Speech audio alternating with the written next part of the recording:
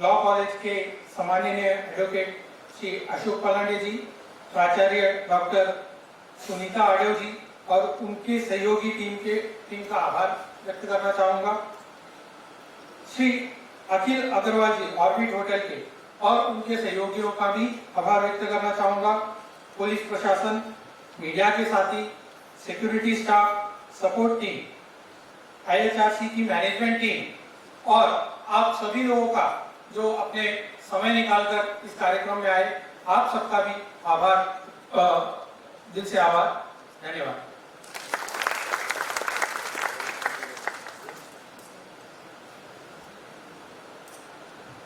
सभी लोग यहाँ अश्विनी जी को सुनने आए हैं, तो मैं ज्यादा समय ना लेते हुए कुछ बातें आप सबके सामने रखना चाहती हूँ कि जब ईश्वर ने सबको एक जैसा बनाया है तो ये भिन्नता क्यों? जब मनुष्य समान है तो नियम कायदे अलग अलग क्यों? जब नागरिक और नागरिकता समान है तो कानून अलग अलग क्यों? ऐसे ही बहुत सारे सवालों से मेरे समान अले आम इंसान घिरे हुए हैं। कंफ्यूजन यही सारा कंफ्यूजन क्लियर करने के लिए आज हमारे समक्ष हैं श्री अश्विनी कुमार उपाध्याय जी।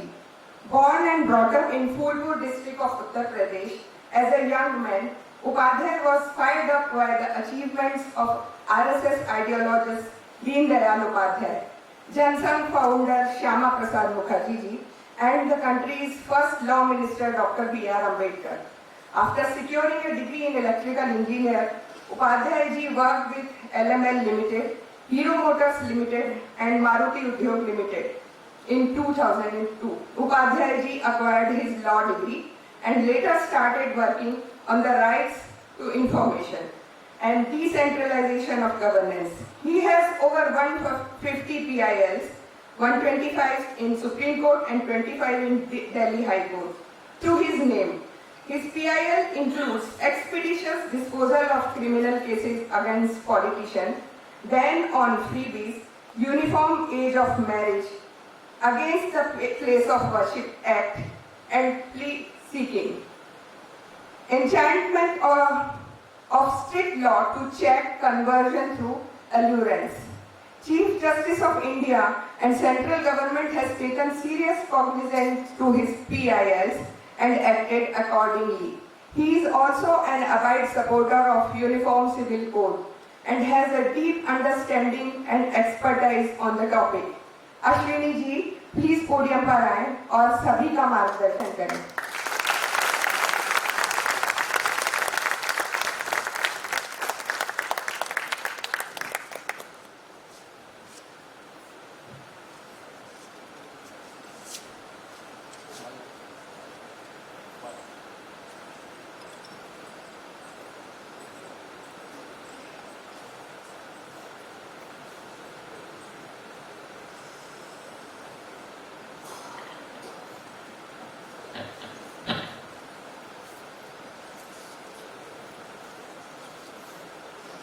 भारत माता की जय, भारत माता की जय, भारत माता की जय, वंदे मातरम, वंदे मातरम, वंदे मातरम।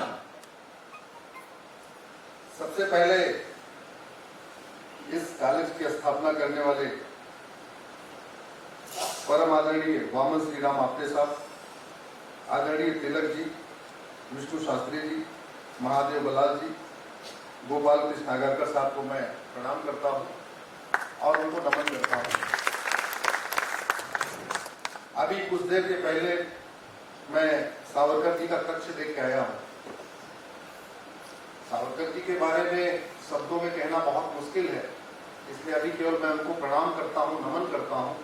लेकिन आज उनके कक्ष में जाने के बाद ऐसे लगा कि अगर उनके 1% भी हम कुछ कर पाए देश के लिए, तो शायद बहुत बड़ा योगदान हो जाएगा। अगर हम 1% करते हैं।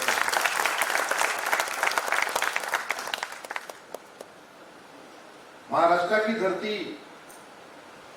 वीरों की धरती है, बुद्धिजीवियों की धरती है। आदरणीय आनंद गोपाल जोशी जी, नाना साहब पेशवा जी, ताराबाई जी, रामाबाई जी, संभाजी महाराज, वीर सावरकर जी, फुले जी, संत नामदेव जी, आचार्य विनोबा भावे जी, गोपाल कृष्ण गोखले जी, संत तुकाराम जी, सावित्रीबाई फुले जी, भास्कराचार्य जी, रानी लक्ष्मीबाई जी, छत्रपति शिवाजी महाराज, डॉक्टर अंबेडकर। अगर आप ऐसे देखते जाएं तो हर फील्ड में, चाहे वो सेना हो, चाहे वो विज्ञान हो, चाहे वो विधि हो, हर फील्ड में जिस तरीके से महाराष्ट्र ने योगदान दिया, भारत माता की सेवा किया है, वो अनुकरणीय है। और आज उस पवित्र भूमि पे आप सब लोग बड़ी संख्या में हमें सुनने आए हैं, हमसे संवाद करने आए हैं। मैं आप सबको बहुत बहुत धन्यवाद देता हूं, आभार व्यक्त करता हूं।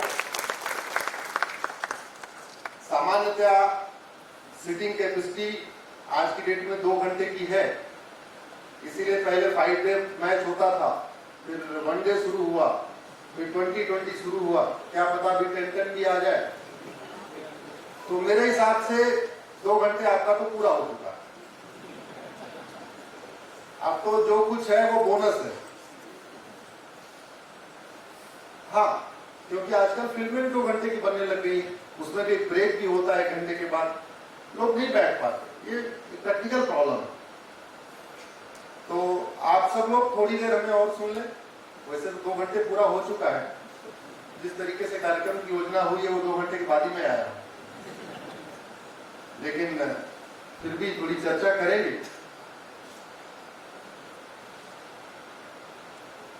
अगले 1 घंटे या आधे घंटे वो आपके ऊपर डिपेंड करेगा। हम कोई बौद्धिक नहीं करेंगे, हम आपसे संवाद करेंगे, डायलॉग करेंगे।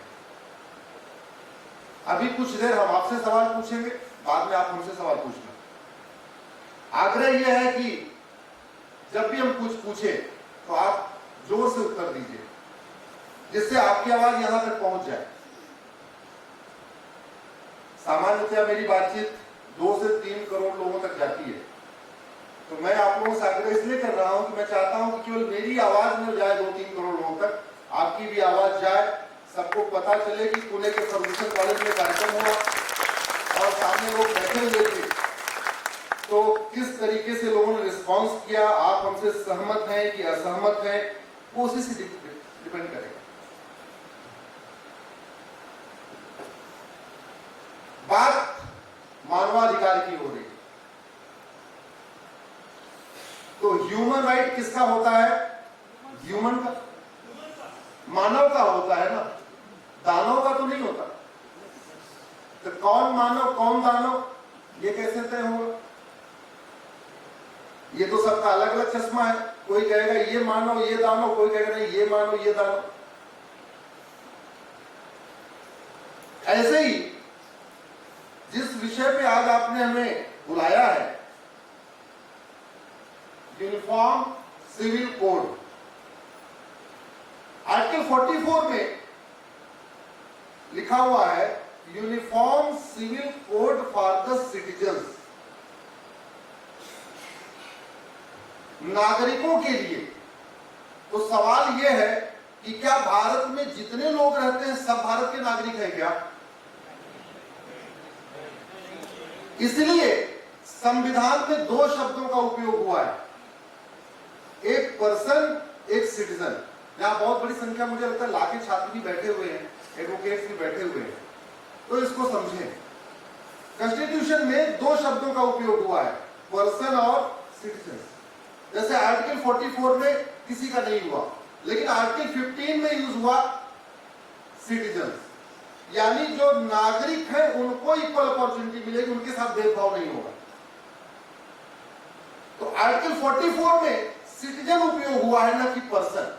डिफरेंस ये है, all the citizens are person but all the persons are not citizen. ये डिफरेंस है। भारत के सभी नागरिक पर्सन हैं, लेकिन भारत के रहने वाले सभी पर्सन नागरिक नहीं है। तो नागरिक कौन होगा? वो कॉन्स्टिट्यूशन का आर्टिकल 11 कहता है कि ये पार्लियामेंट डिसाइड करेगा कि नागरिक कौन होगा। जैसे वोटर कौन होगा, वोटिंग राइट किसको होगा, ये पार्लियामेंट तय करेगा। कि 18 साल की उम्र होनी चाहिए, सजा याफ्ता नहीं होना चाहिए, ये टर्म्स कंडीशन। ऐसे ही आर्टिकल 11 कहता है कि सिटीजन कौन होगा ये कौन तय करेगा? पार्लियामेंट। और पार्लियामेंट ने ये किया भी। ये मेरे हाथ में आपको दिख रहा होगा सिटीजनशिप एक्ट 1955। तो पार्लियामेंट कॉन्स्टिट्यूशन की आर्टिकल 11 वाली जो पावर है, इनेबलिंग पावर, उसको यूज करते हुए पार्लियामेंट ने सिटीजनशिप एक्ट बना दिया। लेकिन आज तक किसी की सिटीजनशिप गई क्या? हाजी मस्तान की फैमिली की गई क्या सिटीजनशिप? जरा जोर से बोलिए। दाऊद इब्राहिम की फैमिली की गई? अबू सलेम की गई? याकूब मेनन की गई? तो फिर इस कानून का फायदा क्या हुआ? इसका मतलब दवा काम नहीं कर रहा है तो दवा घटिया है। इसका मतलब दवा घटिया है। क्या फायदा हुआ इस कानून को बना के, जब सिटीजनशिप किसी की जा ही नहीं रही है? वो भारत को माने या ना माने, भारत को गाली दे, भारत तेरे टुकड़े टुकड़े करे, वो इक्वालिटी को माने ही ना, जो कॉन्स्टिट्यूशन में लिखा है, equality, justice, liberty, fraternity, unity, integrity, ये जो 6 शब्द यूज हुए हैं, और खासतौर पर प्रीएम्बल में लिखा है लिबर्टी ऑफ थॉट, यानी लोगों को सोचने की आजादी है। तो अगर कोई ऐसा भी है जो दूसरों को सोचने की आजादी नहीं देता, आर्टिकल 51 फंडामेंटल ड्यूटी कहता है कि सबको तर्क करने का अधिकार है, सबको तर्क करना चाहिए। अगर कोई ऐसा है कोई नहीं, तर्क नहीं करना, कोई ऐसा हो तो इक्वालिटी को मानता ही नहीं, वसुधैव कुटुंबकम को मानता ही नहीं, नारी तू नारायणी को मानता ही नहीं, सर्वधर्म समभाव को मानता ही नहीं, तो क्या उसको नागरिकता मिलनी चाहिए या उसको भारत का नागरिक मानना चाहिए? क्या नहीं। यही गड़बड़ी हुई है। ऐसी कोई समस्या नहीं जिसका कोई समाधान नहीं, ऐसी कोई बीमारी नहीं जिसकी कोई दवाई नहीं। मैं बार बार कहता हूं, अगर कोई समस्या भारत में है लेकिन सिंगापुर में नहीं है या चीन में नहीं है, तो मतलब वो लाइलाज नहीं है। इसका मतलब उसका इलाज है। दिक्कत केवल ये हो रही है, हम देख नहीं रहे कि सिंगापुर में कौन सी दवाई दी जा रही है, सिंगापुर में कौन सा इंजेक्शन दिया जा रहा है, सिंगापुर में कौन सी वैक्सीन दी जा रही है। और देश में शांति रहे, देश में भारत की संस्कृति का प्रचार प्रसार हो, भारत की वसुधैव कुटुंबकम संस्कृति बढ़े, आगे बढ़े, ये काम करना किसी संगठन का नहीं है। ठीक है, संगठन बने हुए, सामाजिक संगठन बने, अच्छी बात है, लेकिन अल्टीमेटली भारतीय परंपरा, भारतीय संस्कृति, भारतीय ज्ञान विज्ञान, भारतीय जीवन शैली, भारतीय लाइफ स्टाइल, भारतीय जिजीविषा, सबको आगे बढ़ाने की जिम्मेदारी उनकी है जिन्होंने इस संविधान की शपथ लिया। सबसे पहले उनकी जिम्मेदारी, जिन्होंने शेड्यूल 3 में दी हुई शपथ को लिया है। और उस शपथ को लेने वाले कौन है? 5 कैटेगरी के लोग हैं, सांसद, विधायक, मंत्री, हाईकोर्ट की जज, सुप्रीम कोर्ट की जज। सबसे बड़ी जिम्मेदारी उन्हीं की है कि वो सांसद और विधायक ऐसे नियम कानून बनाए कि भारत की परंपरा आगे बढ़े, भारत की संस्कृति आगे बढ़े, यानी धर्म की जय हो। ऐसा कानून बनाए जिससे बोले धर्म की जय हो, ऐसा कानून बनाए जिससे अधर्म का नाश हो, ऐसा कानून बनाए जैसे प्राणियों में, और ऐसा कानून बनाए जिससे विश्व का कल्याण हो। ये किसकी ड्यूटी है? जिन्होंने शपथ लिया। ये आरएसएस, विश्व हिंदू परिषद, बजरंग दल या ये अपना इंडियन ह्यूमन राइट काउंसिल या फला फला फला फला, ये उसकी ड्यूटी नहीं है। दुनिया के सबसे ज्यादा सांसद भारत में हैं। इतने सांसद चीन में, सिंगापुर में, अमेरिका में, जापान में नहीं है, कोरिया में नहीं है। और सबसे ज्यादा प्रॉब्लम ही भारत में। दुनिया के सबसे ज्यादा एनजीओ भारत में है और सबसे ज्यादा प्रॉब्लम ही भारत में। हम समझ ही नहीं रहे। खराबी पेट में है, हम डिस्प्रिन खा रहे लोग सरदर्द। अरे भैया, सरदर्द भी पेट खराब होने के कारण हो रहा है। कई बार आपकी बीमारी इधर होती है लेकिन जड़ कहीं और होती है। आपकी उंगलियां काम नहीं करती लेकिन दिक्कत इधर कंधे में कोई नस दबी होती है। आपका हेडेक होता है लेकिन पेट गड़बड़ होता है। हमने सारे काम किए पिछले 75 वर्ष में। राजनीति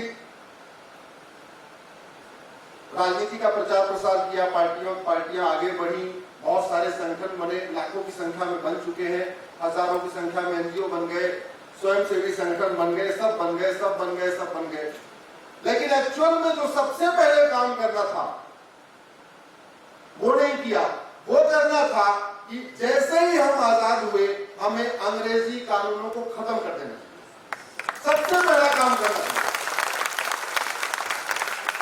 इसलिए मैं सबसे पहले माननीय प्रधानमंत्री जी को धन्यवाद देता हूं कि पिछले 9 साल में उन्होंने लगभग 1500 कानून खत्म किए, लगभग 1500, जिसमें 3 तो कल ही खत्म हुआ, बड़ा प्रमुख है। लेकिन 100% क्यों? क्योंकि अंग्रेजों ने एक भी कानून भारत के लिए, भारत की संस्कृति के लिए, भारत की जीवन शैली के लिए, या भारत में भ्रष्टाचार खत्म करने के लिए, या भारत में आतंकवाद खत्म करने के लिए, या धर्म की जय के लिए, या धर्म के नाश के लिए, प्राणियों में सद्भावना के लिए बनाए नहीं थे। 100% कानून या तो बांटने के लिए, या तो लूटने के लिए, या तो अपनी सत्ता को मजबूत करने के लिए। 2 ही काम उन्होंने किया, एक भी कानून। और इससे मैं आज फर्गुसन कॉलेज पुणे से देश के उन बुद्धिजीवियों को चुनौती देता हूं। आप पब्लिक डायलॉग करिए और मुझे बताइए कि अंग्रेजों ने कौन सा कानून भारत की संस्कृति या भ्रष्टाचार या अपराध, भ्रष्टाचार अपराध खत्म करने के लिए या भारत की संस्कृति मजबूत करने के लिए, एक भी नहीं बना। अंग्रेजों और मुगलों में केवल इतना अंतर था कि जो काम अंग्रेजों ने, मुगलों ने तलवार के दम पे किया, अंग्रेजों ने वही काम कानून बना के किया। सारा का सारा आप देख लीजिए उठा के। 1860 में आईपीसी बना दिया। जब इंडियन पिनल कोड बन गया, उनको लगा कि यार हम तो संख्या में बहुत कम है, इनको लाठियों से पीटेगा कौन? तो 1861 में पुलिस एक्ट बना दिया। फिर उनकी नजर पड़ी पूरे भारत में कि नॉर्थ इंडिया के मठ मंदिर तो लूटे जा चुके हैं, तोड़े जा चुके हैं। अयोध्या लूट गया है, मथुरा लूट गया है, सोमनाथ लूट गया है, दक्षिण भारत के मठ मंदिर बचे हुए। तो 1863 में तीसरा कानून बना दिया, मठ मंदिर को कंट्रोल कर लिया। अब उनको लगा इसमें कुछ लोग बहुत सारे स्वतंत्रता की बात कर रहे हैं, इनको सजा कैसे होगी? बोले काम करो, जज बनाओ और 1872 में एविडेंस एक्ट बनाओ और इनको सजा देना शुरू करो। अगर अंग्रेजी कानून अच्छे थे तो मुझे कोई एक नाम बताइए किसी अंग्रेज को सजा हुई। 1950 से पहले कोई एक एग्जांपल बताइए जहां किसी अंग्रेज को सजा हुई। अल्टीमेटली प्रताड़ित करने वाले कौन थे? जोर से बोलिए। पीड़ित कौन था और सजा किसको हुई? अरे सीधा सा है। इतनी छोटी सी बात समझने में 75 साल लग गए। इतनी छोटी सी बात। अगर एक बार सोच लिया होता कि भाई अगर कानून अच्छे हैं तो किसी अंग्रेज को सजा होनी चाहिए थी, किसी को हुई नहीं। जब नहीं हुई तो गाय का अच्छा। अरे अच्छा बुरा का सीधा सा पहचान ये है, अगर गाड़ी ठीक चल रही हो तो ड्राइवर अच्छा है, नहीं चल रही है तो ड्राइवर खराब है। बीमारी ठीक हो रही है तो दवा अच्छी है, डॉक्टर अच्छा है, नहीं ठीक हो रही तो डॉक्टर खराब है, दवा खराब है। ठीक से घर बन रहा है तो मिस्त्री अच्छा है, नहीं है तो खराब है। इतना सीधा सा फॉर्मूला है। इतनी बेसिक सी बात, जो काम नेहरू जी को करना था या इंदिरा जी को करना था या उसके बाद की सरकारों को करना था, वो मोदी जी कर रहे हैं। लेकिन चलो देर आए दुरुस्त आए, दुर्भाग्य। और हमने सबसे डिमांड किया, जैसे नाई से बाल बनवाते हैं, उसको जितना भी देते हैं 40 रुपए 50 रुपए, कहते भाई देखो बहुत बढ़िया अच्छी तरीके दाढ़ी बनाना, बढ़िया बाल बनाना भी, अच्छी तरीके पार्टी में जाना, ठीक ठाक होना चाहिए, ऐसे करते हैं। अब आप मुझे बताओ, अगर नाई बहुत अच्छा हो लेकिन उसकी कैंची खराब हो, उस तरह खराब हो, अच्छा बाल बन सकता है क्या? जोर से बोलिए जरा। यहाँ बहुत बड़ी संख्या में बहनें बैठी है, माताएं बैठी हुई, इनको आपको खाना बहुत अच्छा बनाना आता हो, आपका किचन का तेल मसाला खराब हो, आपकी सब्जी सड़ी हुई हो, अच्छा खाना बन सकता है क्या? डॉक्टर बहुत अच्छा हो, उसका ऑपरेशन थिएटर का सामान ही खराब हो, अच्छा ऑपरेशन हो सकता है क्या? ड्राइवर बहुत अच्छा हो, गाड़ी खराब हो, यात्रा सुरक्षित हो सकती है क्या? मिस्त्री बहुत अच्छा हो, सीमेंट बालू खराब हो, अच्छा सुरक्षित घर बन सकता है क्या? वैसे शासक बहुत अच्छा हो, लेकिन अगर नियम खराब है, कानून खराब है, तो याद रखिए न भ्रष्टाचार खत्म होगा, न घूसखोरी खत्म होगी, न जमाखोरी खत्म होगी, न मिलावटखोरी खत्म होगी, न कालाबाजारी खत्म होगी, न नशा तस्करी खत्म होगी, न मानव तस्करी खत्म होगी, न सोना तस्करी खत्म होगी, न घुसपैठ खत्म होगी, न धर्मांतरण खत्म होगा, न जिहाद खत्म होगा, न पत्थरबाजी खत्म होगी, न माओवाद खत्म होगा, न नक्सलवाद खत्म होगा, न कट्टरवाद खत्म होगा, न अलगाववाद खत्म होगा, ना तो कुछ भी नहीं खत्म होगा। इसलिए मैं कहता हूं, सबसे पहले आपके घर में अगर चोरी हो रही है, बगल वाले के घर में चोरी नहीं हो रही है, तो सबसे पहले देखो, या तो आपका सिक्योरिटी वाला बेकार है, या तो आपके घर का दरवाजा बेकार है, या तो आपका सीसीटीवी बेकार है, कुछ न कुछ तो गड़बड़ है। सीधी सी बात। अगर बगल में चोरी नहीं हो रही है, तो या तो उसका जो बाउंड्री बनी अच्छी बनी हुई है, या उसके घर में 2-4 राइफल रखी हुई, चोर को लगता है इधर गए तो गोली मार देंगे। याद रखिए, अराजकता वही होती है जहां नियम कानून कमजोर होते हैं, और इसका विकास वही होता है जहां नियम कानून अच्छे होते हैं। इसका जीता जागता एग्जाम्पल दुबई। 50 साल पहले दुबई में कुछ भी नहीं था, रेगिस्तान था। जो सीनियर्स हैं दुबई गए होंगे उनको पता है, 50 साल पहले वहां कुछ था ही नहीं, कोई जाना पसंद नहीं करता था। उन्होंने दो ही काम किए, इधर कुछ गड़बड़ी किया तो तुम्हें 1 हफ्ते के अंदर फांसी हो जाएगी, हफ्ते भर के अंदर। आज दुबई दुनिया का सबसे बड़ा टूरिस्ट डेस्टिनेशन बन गया, कॉर्पोरेट डेस्टिनेशन बन गया है, बढ़िया डेवलप हो गया, बुर्ज खलीफा बन गया। हुआ कि नहीं हुआ? दूसरा एग्जांपल, सिंगापुर। 50 साल पहले सिंगापुर में कुछ भी नहीं था। आप लोग हिस्ट्री गूगल करके देख लेना, कुछ भी नहीं था सिंगापुर में। उन्होंने दो ही काम किए, कानून कठोर बनाए, जुडिशियल सिस्टम अच्छा बनाया, बहुत फास्ट जस्टिस देना शुरू किया। कुछ भी गड़बड़ी किया 3-4 महीने के अंदर सजा हो जाएगी। सिंगापुर उठ गया कि नहीं उठा? 50 साल पहले जापान कुछ नहीं था, 75 साल पहले, लगभग 75 साल। आज जापान कहां पहुंच गया? बाकी तो छोड़िए, चीन हमसे 2 साल के बाद आजाद हुआ। चीन हमसे 2 साल के बाद आजाद हुआ। चीन हमसे 2 साल के बाद आजाद हुआ। हम 1947 में आजाद हुए, हम अंग्रेजों के गुलाम थे। चीन हमसे 2 साल के बाद आजाद हुआ। चीन जापान का गुलाम था। आज चीन कहां है, हम कहां? चीन ने एक ही काम किया, कानून कठोर बनाए, जुडिशियल सिस्टम को फास्ट रखा। आज अपराध किया, 6 महीने के अंदर सजा। और इसका एग्जांपल आपको दे रहा हूं। एक व्यक्ति ने कुछ दिन पहले सिंगापुर में गांजा बेचते हुए पकड़ा गया। उसके पास केवल 900 ग्राम गांजा मिला। कितना? 900 ग्राम, यानी इस लोटे के अंदर भर दो, इतना ही होगा बस। इतने में 900 ग्राम आ जाएगा। आप गूगल कर लेना, फांसी हो गई इसको। गूगल करके देखिए, फांसी हो गई। कुछ दिन पहले चीन में गवर्नमेंट की कंपनी के जीएम ने अपने वेंडर से 2 लाख युआन घूस ले लिया था। गूगल करके देख लेना, फांसी हो गई। बाकी तो छोड़ दीजिए। कुछ दिन पहले चीन के कानून मंत्री को फांसी हो गई। इसको कहते हैं कानून, इसको कहते हैं कानून। और हमारे देश में यह सिस्टम था। आप अहिल्याबाई होलकर के बारे में बात पढ़िए।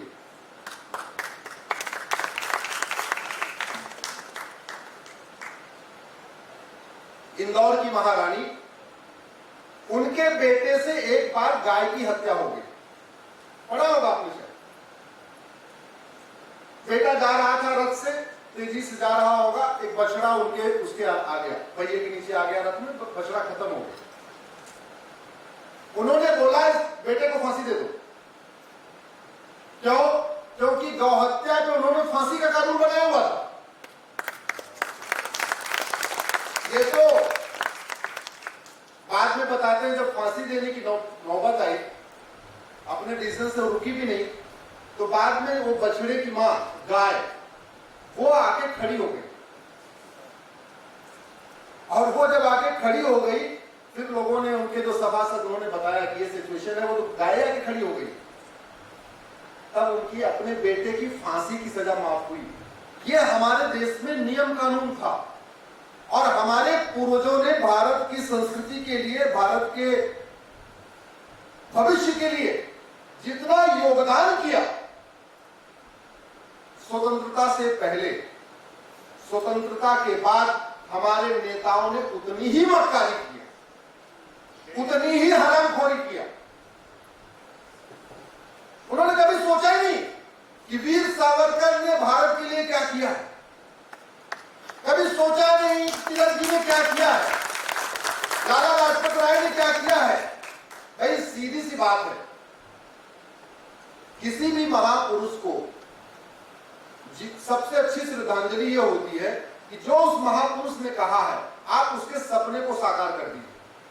महापुरुष की मूर्ति बना के उस पर माला चढ़ाना तो ठीक है, लेकिन वो पर्याप्त नहीं है। पर्याप्त यह है कि महापुरुष ने जो कहा, आप उसकी बात को मानते हुए उसके चिन्हों पे आगे चलिए।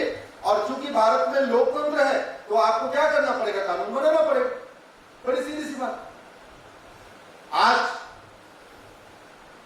वीर सावरकर साहब के, मैं भी उस कक्ष में गया था, लेकिन आज मुझे यह प्रेरणा मिली है कि जब तक वीर सावरकर का सपना साकार नहीं हो जाएगा, तब तक हम सब लोग न बैठेंगे, न शांत होंगे, और जो कुछ कर सकते हैं,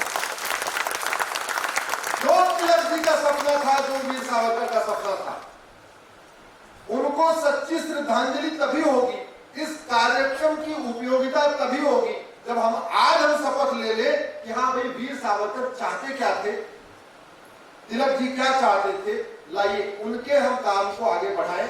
नहीं तो आना, मिलना, हमारी बात कहना, आपका सुन के जाना, एक तरीके से सब बेकार। फायदा ये तभी हो। तो इसको क्या कर सकते हैं, अल्टीमेटली सारी समस्याओं का समाधान 2 जगह से होना है, संसद, सुप्रीम कोर्ट, अगर स्टेट लेवल की है तो विधानसभा और हाई कोर्ट। लेकिन संसद और सुप्रीम कोर्ट या हाई कोर्ट और विधानसभा को एक्टिवेट करने का 2 तरीका है, सड़क और सोशल मीडिया। 2 तरीका, सड़क और सोशल मीडिया।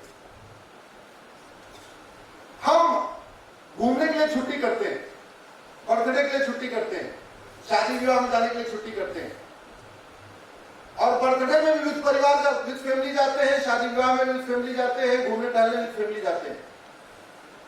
अगर उसी तरीके से महीने में एक बार हम राष्ट्र के लिए छुट्टी लेना शुरू कर दें और सामूहिक रूप से अपने सांसदों के पास और विधायकों के पास जाना शुरू कर दें, अपना कोई व्यक्तिगत अपनी कोई चर्चा न करें, अपना कोई व्यक्तिगत कार्य न बोले, केवल देश की बात करें, खतरों की बात करें, क्या क्या खतरे हैं, उनका क्या समाधान है, उसकी चर्चा करें, तो बहुत बड़ा बदलाव आ जाएगा।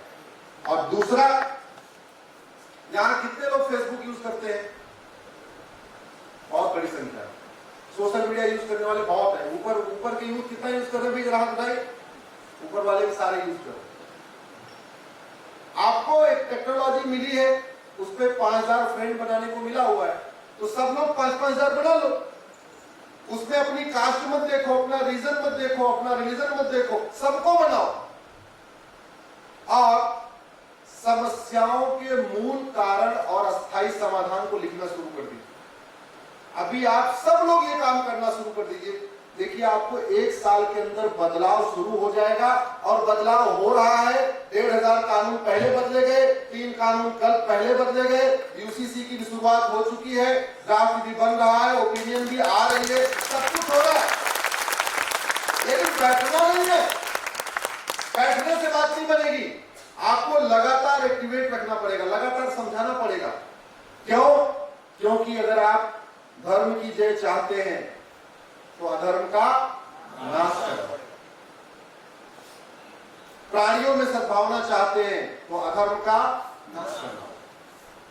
विश्व का कल्याण चाहते हैं तो अधर्म का, तो सबसे इंपॉर्टेंट क्या है? अधर्म का नाश, यानी अधर्म के खिलाफ खड़े हो जाना। तो अधर्म के खिलाफ सरकार को भी खड़ा होना चाहिए, समाज को भी खड़ा होना चाहिए, बुद्धिजीवियों को भी खड़ा होना चाहिए, महामंडलेश्वर को भी, धर्मगुरुओं को भी, पादरियों को भी, मौलवियों को भी, सबको खड़ा हो जाना चाहिए। लेकिन ऐसा हो नहीं रहा। इसलिए नहीं हो रहा है कि बहुत सारे लोग या तो फंडेड हो चुके हैं, बाहर से पैसा आ रहा है, उनके लेने की कुल मिलाकर उनको पैसा चाहिए, और ये हर कैटेगरी में है। समाज सेवी, वो समाज सेवा कर रहे हैं, लेकिन एक्चुअल में उनको बाहर से पैसा आ, तो स्वाभाविक सी बात है वो भारत विरोधी काम करेंगे, भारत विरोधी बात करेंगे। बहुत सारे ऐसे भी लोग हैं जो कहते हैं मैं तो धर्मगुरु हूं, मौलवी हूं, पादरी हूं, जो भी हूं, लेकिन उनको बाहर से पैसा आ रहा है तो भारत विरोधी काम करेंगे। एक चीज याद रखिए, जब भी आपको कोई भारत के विरोध में किसी की आवाज सुनाई पड़े तो आप अपने आप को ये क्लियर हो जाना कि ये फ्री में नहीं हुआ, ये किसके लिए हुआ है? अगर कोई नेता भारत विरोधी बयान दे, कोई सांसद बोले, विधायक बोले, मंत्री बोले, धर्मगुरु बोले, मौलवी बोले, पादरी बोले, मौलाना बोले, पत्रकार बोले, जो भी बोले, आप ये मान के चलना इसको पैसा मिल गया, इसको फंडिंग हो गई है, डायरेक्ट फंडिंग हो गई है, इनडायरेक्ट हो गई है, इसके एनजीओ को फंडिंग हो गई है, या इसकी बीबी के एनजीओ को फंडिंग हो गई है, या इसके हस्बैंड के एनजीओ को फंडिंग हो गई है, या हवाला के जरिए आ गया है, या एफसीआरए के जरिए आ गया है, कुछ न कुछ हो गया। बिना पैसे के कुछ कोई काम, भारत विरोधी काम नहीं होता, सब पैसे के लिए होता है। कुछ लोगों को खाड़ी देशों से आता है, कुछ लोगों को अरब अमेरिका से आता है, कुछ लोगों को यूरोप से आता है, लेकिन आता सबको है। तो विषय यह था, uniform civil code for the citizen. मैं आपसे पूछता हूं, एक परिवार में 5 बेटे हैं, 5 बेटों को अलग अलग ट्रीट करना चाहिए, एक समान ट्रीट करना चाहिए? जोर से बोलिए जरा। 5 बहुएं हैं, 5 को एक समान ट्रीट करना चाहिए, अलग अलग करना चाहिए? 10 नाती पोते हैं, 20, उनको एक समान ट्रीट करना चाहिए, अलग अलग? वो जितने हमारे घर के बच्चे हैं उनको एक जैसे स्कूल भेजना चाहिए, अलग अलग? याद रखिए, अगर एक बेटे का 10 बच्चे हैं, 10 की प्राइमरी स्कूलिंग अलग अलग होगी, अलग अलग थॉट प्रोसेस से होगा, उनमें कभी एकता नहीं आएगी, कभी आ ही नहीं सकती। आपने 4 बच्चे हैं, चारों को अलग अलग ट्रीट किया, वो कभी एक होकर रह ही नहीं सकते। 4 बहुएं हैं, चारों को अलग अलग ट्रीट किया, एक होकर रह ही नहीं सकते। दो बेटा 2 बेटी है, आपने उन चारों में भेदभाव कर दिया, वो भाई बहन कभी प्रेम से रह ही नहीं सकते। ये बड़ा बेसिक सिद्धांत। अब दूसरा, आपके परिवार में कोई ऐसा है जो परिवार की परंपरा को नहीं मानता, परिवार की जो संस्कृति को नहीं मानता, तो क्या करना चाहिए, जोर से बताइए जरा। निकाल देना चाहिए, हाँ, क्या करना चाहिए, निकाल देना चाहिए, बेदखल कर देना चाहिए। इसीलिए इस 1855 के कानून को रद्दी की टोकरी में फेंकने की जरूरत है और यूनिफॉर्म सिविल कोड से पहले यूनिफॉर्म सिटीजनशिप कोड लागू करने की जरूरत है। यूनिफॉर्म सिटीजनशिप कोड का मतलब, जैसे आप बैंक में खाता खोलते हैं तो आपको टर्म्स कंडीशन करनी होती है, मैं ये करूंगा, ये करूंगा, ये करूंगा, ये करूंगा, मैं इसके लिए एग्री हूं, मेरे सारे डॉक्यूमेंट ठीक है, आपका खाता खुल जाता है। ऐसे तो होता है। आपको ये सिस्टम लाना पड़ेगा सिटीजनशिप में भी और वोटिंग में। और अगर आप लोगों के रिलेटिव कोई अमेरिका में हो या सिंगापुर में हो या कोरिया, जापान हो, आप पता करें कि वहां सिटीजनशिप मिलने में कितनी मुश्किल आती है और कितना टाइम लगता है। अमेरिका में तो ग्रीन कार्ड मिलने में कम से कम 15 से 20 साल लग जाते हैं और वो भी जब देते हैं सिटीजनशिप, फिर वो भी टर्म्स कंडीशन के साथ, आप अमेरिकन कल्चर मानोगे, ये मानोगे, ये मानोगे, ये मानोगे, ये मानोगे, ये मानोगे, ये मानोगे और सब पे आप साइन करोगे, हाँ हाँ मैं मानूंगा, तब आपको मिलती सिटीजनशिप। आपके बच्चों को वोटिंग राइट मिलता है, फिर वो सारी टर्म्स कंडीशन। हमारे यहाँ दुर्भाग्यवश न हमने सिटीजनशिप के लिए ठीक से कानून बनाया, न वोटिंग के लिए कानून बनाया। जो बच्चा यहाँ भारत में पैदा हो रहा है उसको हम सिटीजन मान लेते हैं और जैसे 18 साल का होता है उसको हम वोटर मान लेते हैं। इन दोनों पे ही नए कानून की जरूरत है। एक इसलिए मैं कह रहा हूं, समान नागरिक संहिता से पहले समान नागरिकता संहिता, यूनिफॉर्म सिविल कोड से पहले यूनिफॉर्म सिटीजनशिप कोड आप कर दीजिए। भाई जो भारत तेरे टुकड़े करेगा उसकी नागरिकता गई, जो आतंकवाद फैलाएगा नागरिकता गई, जो अलगाववाद करेगा नागरिकता गई, जो धर्मांतरण करेगा नागरिकता गई, जो अवैध घुसपैठ करेगा नागरिकता गई, जो जिहाद करेगा नागरिकता गई, जो हेट क्राइम करेगा नागरिकता गई। अरे कुछ तो बनाइए, कुछ है ही नहीं।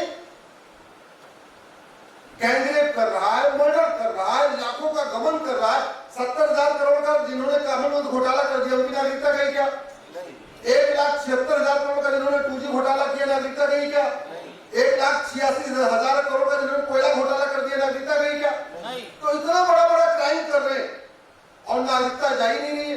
जबकि घर में 4 बेटे होते हैं, अगर एक बेटा माता पिता की बात नहीं मानता, 2-4 बार समझाते हैं, उसके बाद घर से बेदखल करते ही नहीं करते, घर में करते ही नहीं करते। देखिए, देश तभी अच्छा चलेगा जब परिवार अच्छा चलेगा। जो नियम कानून परिवार पे होते वही आप देश पे लागू करती है, समस्या ठीक हो जाएगी।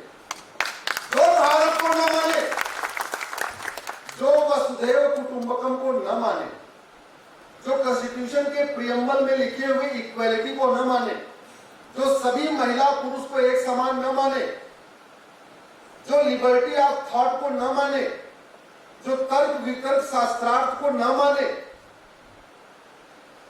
जो फंडामेंटल राइट को न माने, जो फंडामेंटल ड्यूटी को न माने, उसको भारत की नागरिकता क्यों मिलनी चाहिए?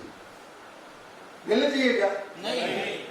मेरा आप सबसे आग्रह है, यहाँ बहुत सारे लॉ के स्टूडेंट भी दिख रहे हैं, बहुत सारे ऊपर भी बैठे हुए हैं, इस पे चर्चा होनी चाहिए।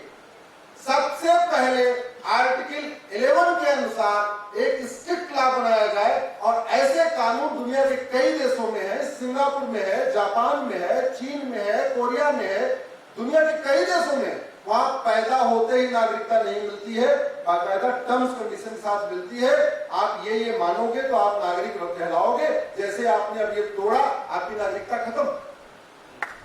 ये करना पड़ेगा। दूसरा, इस संविधान में आर्टिकल 13 है। मैं उन विषयों पर चर्चा कर रहा हूं जिसपे बहुत चर्चा होती नहीं, इसलिए पहले मैं कह रहा हूं उस विषय को टच कर लेता हूं। आर्टिकल 13 ये कहता है कि संविधान लागू होने के बाद जो नियम कानून, जो रीतियां, जो परंपराएं भेदभाव करने वाली है, आज वो स्वतः निरस्त हो गए। अगर जो एडवोकेट मित्र बैठे होंगे उनको आर्टिकल 13 पता है, साफ साफ लिखा हुआ है आर्टिकल 13 में कि जो नियम कानून भेदभाव पैदा करेंगे यानी कॉन्स्टिट्यूशन के फंडामेंटल राइट के अगेंस्ट होंगे, यानी आर्टिकल 14 इक्वलिटी बिफोर लॉ के अगेंस्ट होंगे, आर्टिकल 15 के अनुसार भेदभाव, सबको एक समान नहीं मानेंगे, भेदभाव करेंगे, महिला पुरुष में भेदभाव करेंगे, पति पत्नी में भेदभाव करेंगे, बेटा बेटी में भेदभाव करेंगे, वो सारे के नियम कानून खत्म हो गए। अगर इस आर्टिकल 13 को इंप्लीमेंट किया गया होता तो आज भारत में, आज क्या 1950 में ही सारे के सारे पर्सनल लॉ खत्म हो जाते। यानी पारसी मैरिज एक्ट 1950 में खत्म, क्रिश्चियन मैरिज एक्ट 1950 में खत्म, शरीयत एक्ट 1950 में खत्म। ये तीन के तीनों भेदभाव करते हैं।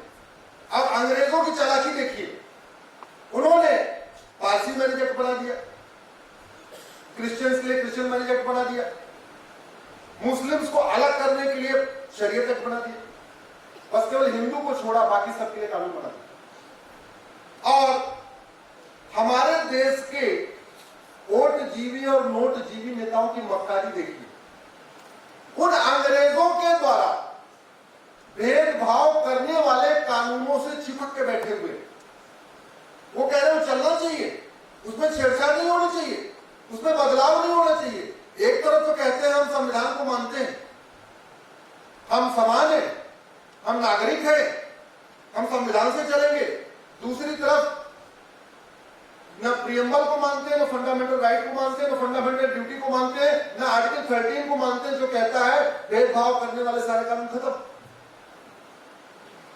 मानते नहीं। क्यों नहीं मानते? उनको लगता है कि जो जनता है ना, ये बेवकूफ है, हम जो कहेंगे इसी को जनता मानेगी। तो सबने क्या किया, एक एक सेगमेंट है, किसी का ये वाली जाति की सेगमेंट है, किसी कुछ मतलब पर्टिकुलर 2-2, 4-4 कास्ट को लोगों ने अपना फॉलोअर बना लिया, उसको उसके पीछे पीछे घूम रहे। अच्छा, पहले सोशल मीडिया भी नहीं थी, इतना वो भी नहीं था, इतने सारे चैनल भी नहीं थे, डिबेट भी नहीं होती थी, उनको लगता है भाई उनकी झूठ कंटिन्यू रहेगी। लेकिन आज भी उनको लगता है, झूठ बोलते बोलते उनको लगता है कि इतना सब कुछ होगा, फिर उनकी झूठ कायम रहेगी।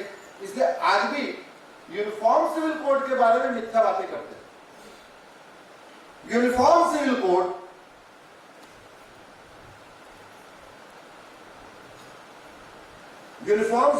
एक पॉलिटिकल फुटबॉल हो गया।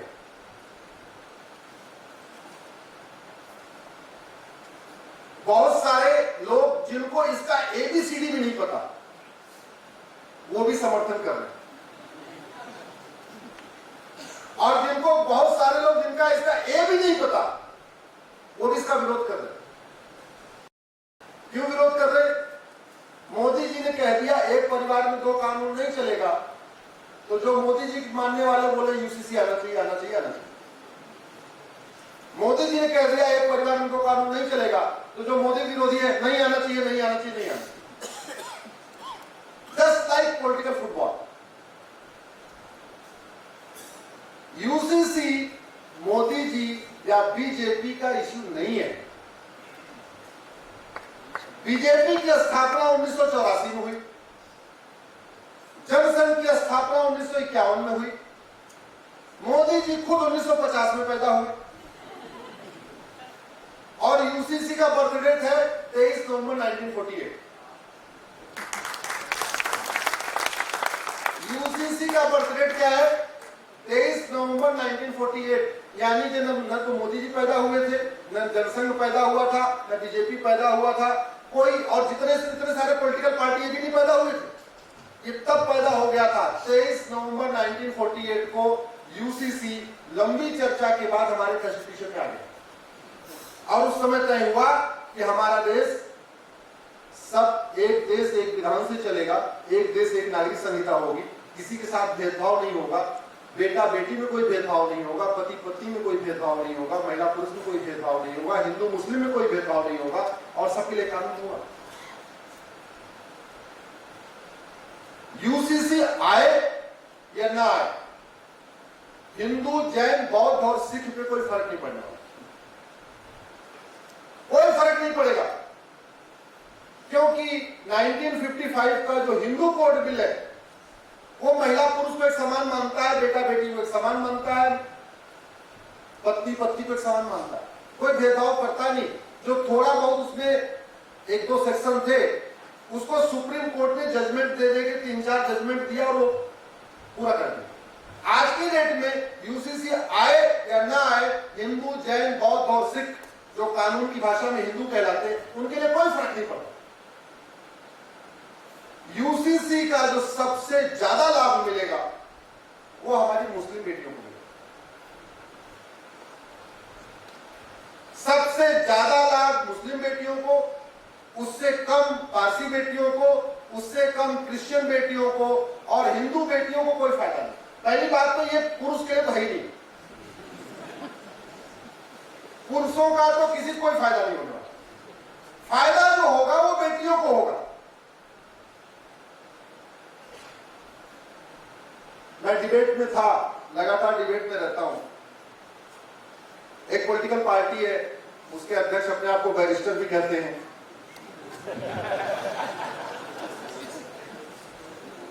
वो भी डिबेट में थे। अरे भाई कैसे यूसीसी आ सकता है, ये मोदी जी कैसे ला रहे?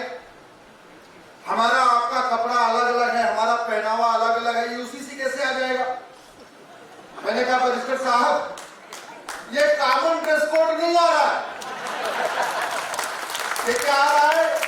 क्या आ रहा है तो बोलिए, कॉमन ड्रेस कोड। अरे क्या बात कर रहे? हमारे आपका भोजन अलग अलग है, हमारा, अरे भैया ने कहा कॉमन फूड कोड भी नहीं आ रहा है। क्या आ रहा है? ये कॉमन। 2-4 दिन के बाद उनके प्रवक्ता फिर से, वो भी एडवोकेट है, मुंबई में रहते हैं, वो कह रहे एक्चुअली जी ये कैसे हो सकता है, मोदी जी कैसे इसको कर सकते हैं? हमारी आपकी प्रेयर अलग है, हमारी आपकी पूजा पद्धति अलग है। मैंने कहा ये कॉमन प्रेयर कोड नहीं आ रहा है, ये क्या आ रहा है? कॉमन। एक और है, हमारी आपकी आइडेंटिटी अलग अलग। देखो आप तिलक रक्षा पहनते हो, मैं टोपी लगाता हूं। मैंने कहा भाई देखो ये कॉमन आइडेंटिटी कोड भी नहीं आ रहा, ये क्या आ रहा है? कॉमन। हमारी आपकी भाषा अलग अलग है। मैं तो मराठी बोल लेता हूँ, महाराष्ट्र के रहने वाले, मैं तो मराठी बोलता हूँ, आप यूपी के हिंदी बोलते हो। हमने कहा ये कॉमन लैंग्वेज कोड नहीं आ रहा है। क्या आ रहा है? कॉमन। अच्छा जी देखो हमारी पूजा पद्धति अलग है, हमारा रिलीजन अलग है, मैं मुस्लिम हूँ, आप हिंदू है। हमने कहा कॉमन रिलीजियस कोड भी नहीं आ रहा है। क्या आ रहा है? कॉमन। जब सब खत्म हो गया, फिर 2-4 दिन के बाद डिबेट आई, बोले ट्राइबल्स का क्या होगा? ट्राइबल का कैसे होगा? उनका कस्टम अलग है, उनके कल्चर अलग है। मैंने कहा ये कॉमन कस्टम कोड या कॉमन कल्चर कोड भी नहीं आ रहा है। क्या आ रहा है? कॉमन। उससे बचा। HUF का क्या होगा? HUF सुना होगा आप लोगों ने, वैसे उसके पहले नहीं सुना होगा, तो इस डिबेट के दौरान जरूर सुना होगा। यहाँ कितने लोगों का अकाउंट है HUF में? इतनी बड़ी सभा में 2 लोगों का अकाउंट, बताओ। पहले लोगों को पता ही नहीं था HUF होता क्या है। अभी भी बहुत सारे लोगों को नहीं पता। देखिए पुणे में फर्गूसन कॉलेज की इतनी बड़ी गैदरिंग में केवल 2 लोग, अच्छा आपका खाता है क्या HUF का? वो एक आदमी का। धन्य है आप, कम से आपने खाता तो खुलवाया। HUF जानते ही नहीं लोग। HUF टैक्स का इश्यू है कि टैक्स में बहुत सारे कैटेगरीज को छूट मिलती है, तो एक प्रावधान ये रखा गया कि जो हिंदू अनडिवाइडेड फैमिली है, अगर वो ज्वाइंटली रहेंगे तो उसमें जो परिवार के मुखिया के नाम अकाउंट होगा तो उसको 5 लाख रुपए तक इनकम टैक्स की छूट मिलेगी। और वो 5 लाख रुपए तक सबको मिलती है, मिडिल क्लास को भी मिलती है, लेबर को भी मिलती है, सबको। भाई आप सबको 5 लाख रुपए तक इनकम टैक्स छूट है कि नहीं है? बस उतना ही उस परिवार में अगर ज्वाइंट अकाउंट होगा। और ये कॉन्सेप्ट इसलिए रखा गया था जब इनकम टैक्स एक्ट बन रहा था कि भाई पहले 4 बेटे हैं, अगर कमा रहे हैं, पिताजी तो घर में हो गए, रिटायर होकर रह रहे हैं, वो खेती बाड़ी करते हैं, तो चारों बेटे थोड़ा थोड़ा मान लो 100-100 रुपए पिताजी को देंगे। ऐसे सिस्टम था ना कि 4 बच्चे हैं, थोड़ा थोड़ा पैसा पिताजी को दिया करते थे, तो पिताजी अपने खाते में रखेंगे, तो पिताजी को इनकम टैक्स न लगे, इसलिए सिस्टम बना दिया कि जहां ज्वाइंट फैमिली के नाम होगा, पता चला कि एक अकाउंट है उसमें माता पिता है, पिता सबसे ऊपर है, 4 बेटे भी हैं, 4 बहुएं भी हैं, तो फिर पिताजी को इनकम टैक्स नहीं लगेगा। ये सिस्टम बनाया। आज की डेट में कहीं फॉलो हो ही नहीं रहा, कोई है नहीं, किसी HUF को यूज ही नहीं करता। HUF का क्या होगा? मैंने कहा देखो HUF को इनकम टैक्स का इश्यू है, ये 1 नेशन 1 टैक्स नहीं आ रहा। क्या आ रहा है? 1 नेशन 1। कुछ लोग, मैं अभी क्वेश्चनर देख रहा था, हमारे पास आप लोगों ने भेजा हुआ है। कह रहे वक्त, क्या इससे वक्त को कोई फर्क पड़ेगा? नहीं। वक्त का एक अलग इशू है, वो कॉमन सिविल कोड का इशू नहीं। कुछ लोगों का कहना था धर्मांतरण रुक जाएगा, क्या? नहीं, धर्मांतरण तब रुकेगा जब भारत में one nation one penal code लागू होगा, जैसे ये अमेरिका में लागू है। ये मेरे हाथ में अमेरिका का फेडरल पिनल कोड है, ये दिख रहा होगा आपको। इसमें 123 चैप्टर है।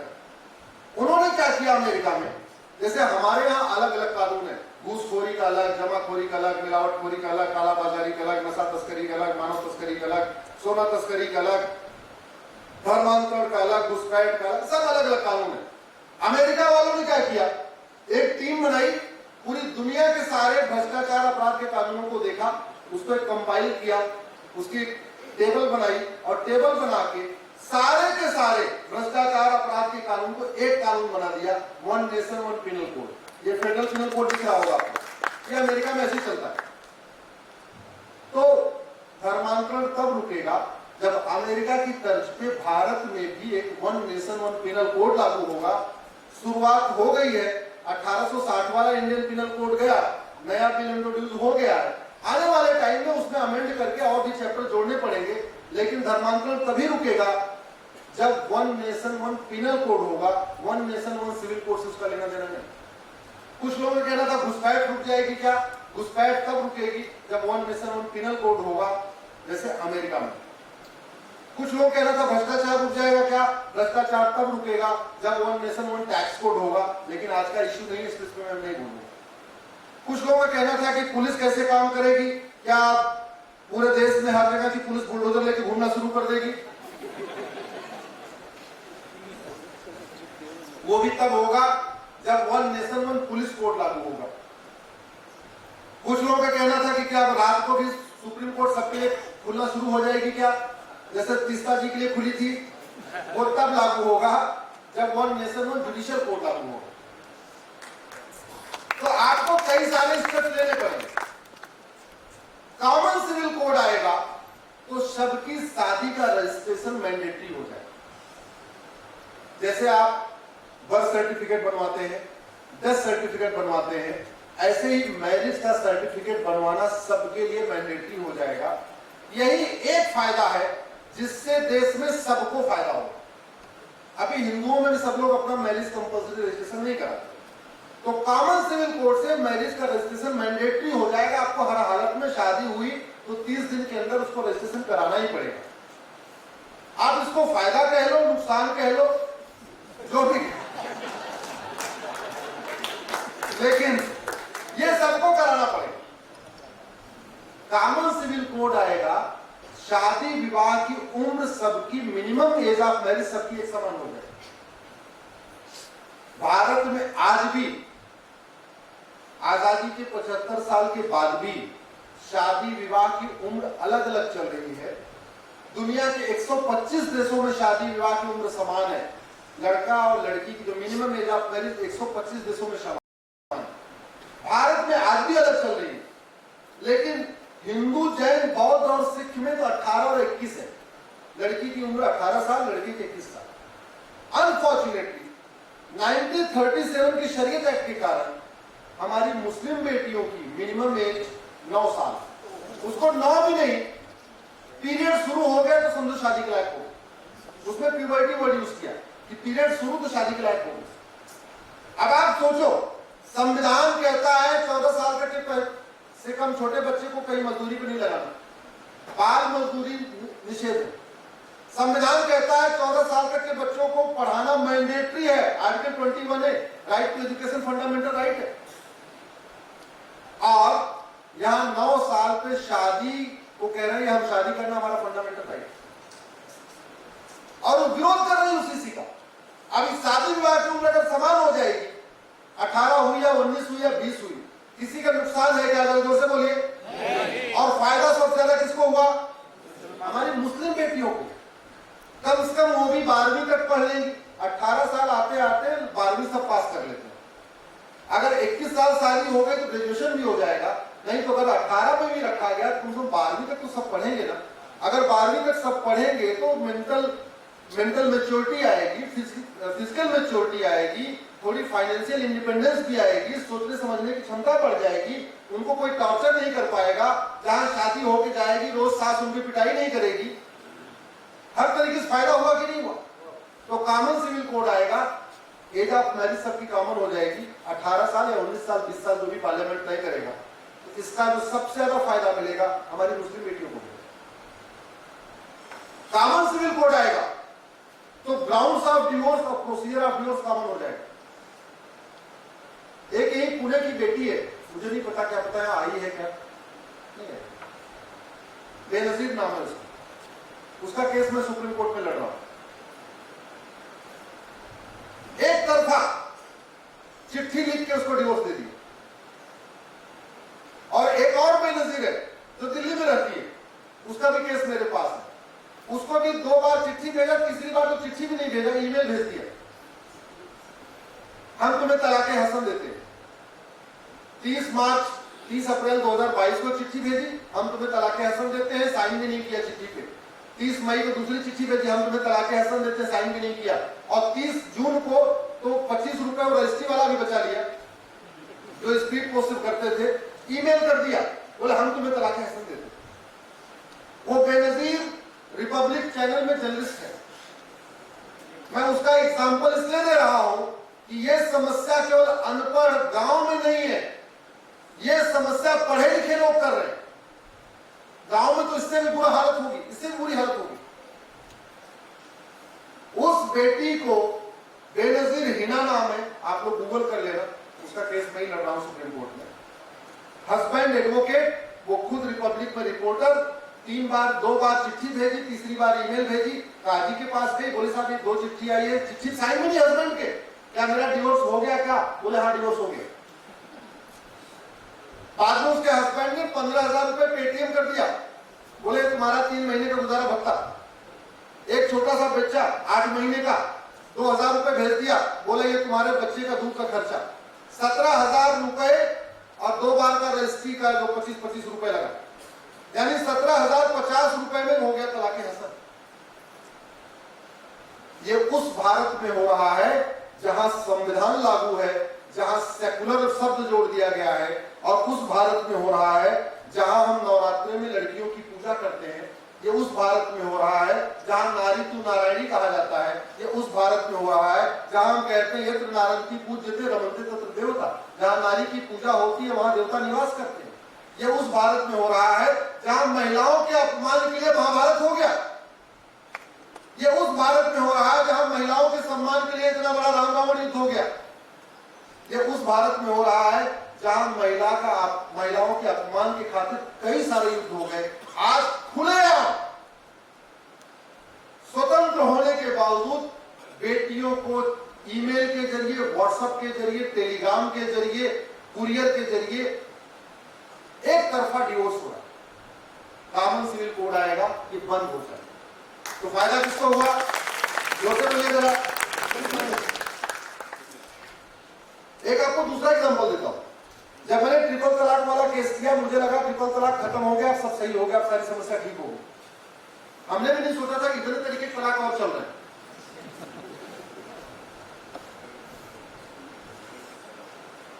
आप लोग गूगल करना, doctor Saeeda Amreen, MBBS MS gynaecologist. मैं पढ़े लिखे का एग्जाम्पल दे रहा हूं। कर्नाटक के कलबुर्गी में गायनोलॉजिस्ट है वो, उसके हस्बैंड MBBS MD फिजिशियन, सास भी डॉक्टर, ससुर भी डॉक्टर, घर में नर्सिंग होम। उसको बोला जाओ मैंने तुम्हें आजाद किया। 30 दिन बाद बोला जाओ तुम्हें आजाद किया। फिर 30 दिन बाद बोला जाओ तुम्हें आजाद किया, और घर से निकाल दिया। बोले क्यों? बोले तुम्हें तो आजाद कर दिया, तलाक हो गया तुम्हारा। बोले ये कौन सा तलाक है? बोले तलाके बाइन है, तलाके बाइन, BAIN। तो ट्रिपल तलाक भले खत्म हो गया, तलाके हसन, तलाके बाइन, तलाके किनाया, 4 तरीके के तलाक आज भी भारत में चल रहे हैं। ये कॉमन सिविल कोड आएगा, यूनिफॉर्म सिविल कोड आएगा, ये चारों एक तरफा मौखिक गलत तरीके से जो तलाक हो रहे हैं ये खत्म हो जाएंगे, सबका डिवोर्स कोर्ट के जरिए होगा, तो फायदा किसको होगा? कॉमन सिविल कोड आएगा, गुजारा भत्ता सबको मिलेगा, फायदा किसको हुआ? क्योंकि बाकी लोगों को पहले मिलता है, बेनजीर को नहीं मिलता, डॉक्टर सईदा अमरीन को नहीं मिलता। एक बेनजीर यहाँ की भी है, मुझे लगा यहाँ आई होगी क्या पता, कहीं सोशल मीडिया से देख के, वो पुणे की रहने वाली है, लेकिन बहुत डरती है, उसके फादर निकलते बोलते नहीं आजकल गांव में, जब से उसने पिटीशन फाइल कर दिया सुप्रीम कोर्ट में। कॉमन सिविल कोड आएगा, बच्चा गोद लेने का अधिकार सबको मिल जाएगा। अभी बाकी लोगों को है, अगर बच्चा नहीं हुआ तो कोई बात नहीं, बच्चा गोद ले लिया, एडॉप्ट कर लिया, बहन का बेटा ले लिया, भाई का बेटा ले लिया, किसी का ले लिया, बेटा ले लिया, बेटी ले लिया, और इतना राइट है कि सुष्मिता सेन ने बिना शादी किए को बच्चा गोद ले लिया कि नहीं लिया? कितने सारे एक्टर एक्ट्रेस बिना शादी किए भी ले सकते हैं, लेकिन हमारी मुस्लिम बेटियां गोद नहीं ले सकती। अगर गोद ले भी लिया उन्होंने तो प्रॉपर्टी नहीं दे सकती। अब जब प्रॉपर्टी दे ही नहीं सकती, कोई अपना बच्चा उनको गोद क्यों देगा? कॉमन सिविल कोड आएगा, गोद देने का अधिकार सबको मिल जाएगा, तो फायदा किसको हुआ? जोर से बोलिए। मुस्लिम बेटियों। कॉमन सिविल कोड आएगा, बच्चे के भरण पोषण का अधिकार सबको मिल जाएगा, फायदा किसको हुआ? मुस्लिम बेटियों। कॉमन सिविल कोड आएगा, प्रॉपर्टी का इक्वल राइट हो जाएगा, यानी पति और पत्नी में भेदभाव नहीं होगा, बेटा और बेटी में भेदभाव नहीं होगा। जनरल ट्रेडिशन भारत में है कि भाई जी अगर हस्बैंड खत्म हो गए तो पूरी प्रॉपर्टी किसको जाती है? जोर से बोलिए जरा। वाइफ को। अगर वो नौकरी में है और उनके पास जो भी है 4 दुकान है 10 दुकान है, तो कहीं नौकरी में है तो पूरी पेंशन भी वाइफ को मिलेगी, जो प्रॉपर्टी है सारा उसी को मिलती है। ऐसा मुस्लिम बेटियों के साथ नहीं होता, उनकी प्रॉपर्टी बढ़ जाती है। तो कॉमन सिविल कोड आएगा तो प्रॉपर्टी का पूरा इक्वल राइट हमारी मुस्लिम बेटियों को मिल जाएगा। अगर अनफॉर्चुनेटली डिवोर्स हुआ या विधवा हुई या जो भी हुआ तो प्रॉपर्टी का उनको राइट मिलेगा, विरासत का अधिकार मिलेगा, वसीयत का भी अधिकार मिलेगा, बच्चा गोद देने का अधिकार मिलेगा, बच्चे के भरण पोषण का अधिकार मिलेगा, शादी विवाह की उम्र समान हो जाएगी, मौखिक तलाक खत्म हो जाएगा, गुजारा भत्ता मिलेगा, और सबसे इंपॉर्टेंट एक पति एक पत्नी का नियम सब पे लागू हो जाएगा। फायदा किसको हुआ? किसको फायदा हुआ एक पति एक पत्नी का नियम लागू होने से? क्योंकि बाकी लोगों ने अगर सोचा भी तो 7 साल की सजा। इंडियन पिनल कोड के सेक्शन 494 पुराने वाले में, नए वाले में सेक्शन बदल गया है, नए वाले में देखना पड़ेगा कौन सा सेक्शन हो गया, क्योंकि कल मैं देख रहा था पहले 302 मर्डर था, अब 302 चैन स्नैचिंग हो गया। अभी हम लोगों को एक आध महीने लगेगा पूरा उस सेक्शन दोबारा फिर से उसको, क्योंकि हमें तो पुराना वाला याद हो गया। तो एक पति एक पत्नी का नियम सब पे लागू हो जाए तो फायदा किसको हुआ? और मैं तो कहता हूं किसी में हम दो हमारे दो भी जोड़ दो। आपने जो अपना प्रेजेंटेशन दिया है इलाका मिशन को, हमने कहा है किसी में एक चैप्टर आप 2 बच्चों वाला भी डाल दो, हम 2 हमारे 2 सबके 2।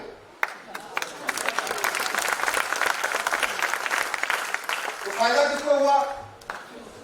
सबसे ज्यादा फायदा मुस्लिम बेटियों को। इसलिए मैं कह रहा हूं कॉमन सिविल कोड का सबसे ज्यादा फायदा हमारी मुस्लिम बेटियों को मिलेगा।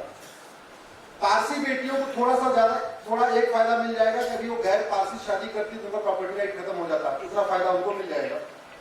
क्रिश्चियन बेटियों को थोड़ा इतना फायदा हो जाएगा कि अभी उनका कूलिंग पीरियड 2 साल है। कूलिंग पीरियड का मतलब अगर वाइफ हस्बैंड दोनों डिवोर्स लेना चाहते हैं तो उनको 2 साल वेट करना पड़ता है। हिंदू जैन बौद्ध सिख में अगर दोनों तैयार हैं डिवोर्स लेने के लिए तो उनको 6 महीने वेट करना पड़ेगा। उनका जो कूलिंग पीरियड हिंदू जैन बौद्ध सिंह का 6 महीने। अगर आपने अप्लाई किया तो जज बोलेगा भाई ठीक है दोनों तैयार है, बोले हाँ, बोले 6 महीने और ठंडे दिमाग से सोचो, उसको कहते हैं कूलिंग पीरियड। जबकि पारसी में कूलिंग पीरियड 2 साल का है तो उनका भी कूलिंग पीरियड 6 महीने हो जाएगा, तो उनको क्यों इतना फायदा हुआ।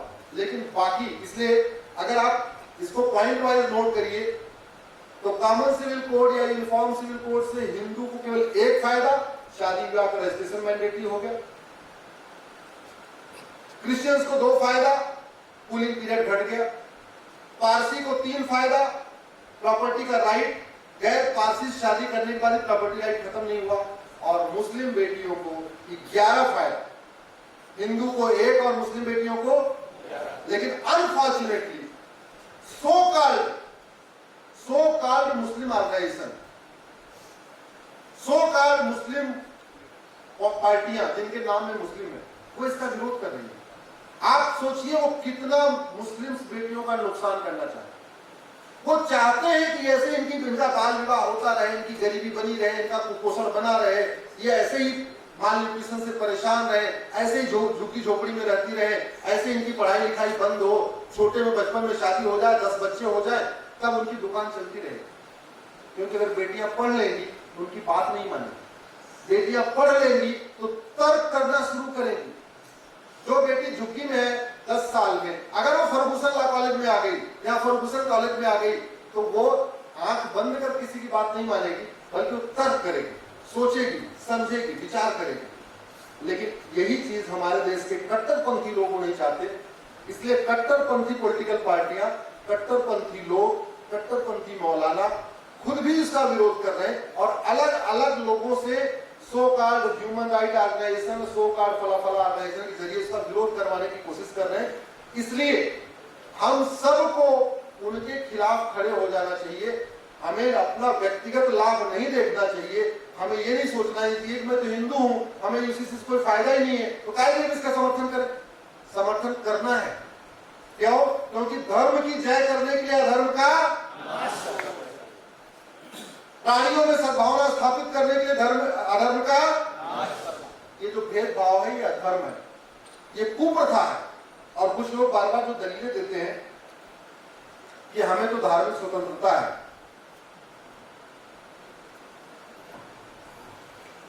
आर्टिकल 25 में वास्तव में धार्मिक स्वतंत्रता है, लेकिन वो रीतियों की स्वतंत्रता है, कुरीतियों की नहीं।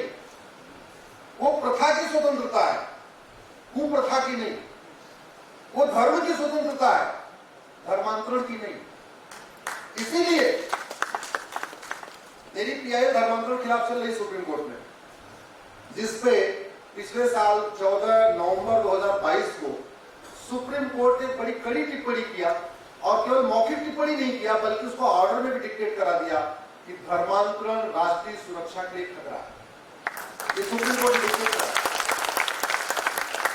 और हमें आपको ये बताते हुए खुशी हो रही है कि जब मैंने वो ऑर्डर सुप्रीम कोर्ट का उत्तर प्रदेश में गाजियाबाद के पुलिस कमिश्नर को दिया, जिसमें लिखा हुआ है conversion is serious threat to national security, उसके बाद से गाजियाबाद की पुलिस ने लगभग 1 दर्जन धर्मांतरण कराने वाले मिशनरियों और जिहादियों के खिलाफ एनएसए लगा दिए।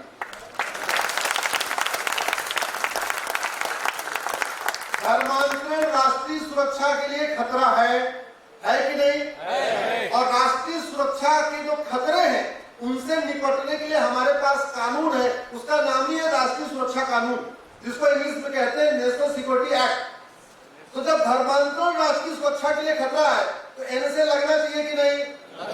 आप सोच रहे होंगे आप क्या कर सकते हो? आप भी यही काम करो, अपने कमिश्नर से मिलो, सब लोग मिलके जाओ और गूगल कर लेना national security act conversion Ghaziabad police, नहीं तो मैं लिंक भेज दूंगा, यहाँ के कुछ लोगों को अपने में ट्वीट कर दूंगा, वो दिखाओ अपने पुलिस कमिश्नर को कि भाई पुणे में धर्मांतरण हो रहा है, आप एनएसए क्यों नहीं लगा रहे?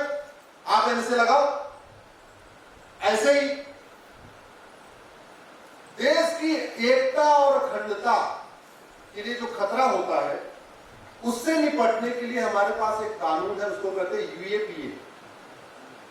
सुना होगा आपने, अभी वो दिल्ली दंगे वाले के खिलाफ यूएपीए का मुकदमा चल रहा है। जो चीज देश की एकता अखंडता के लिए खतरा हो उसके खिलाफ यूएपीए है, लेकिन उसका यूज नहीं हो रहा है। धर्मांतरण देश की एकता अखंडता के लिए खतरा है कि नहीं? जोर से बताइए जरा। तो यूएपीए लगाना चाहिए कि नहीं? बस इसको इनिशिएटिव ले लीजिए, आप इसको शुरू करिए। आशीष जी अपनी टीम के साथ मिलिए, पुलिस कमिश्नर से मिलिए और बोलिए भाई देखो यूएपीए लगाओ।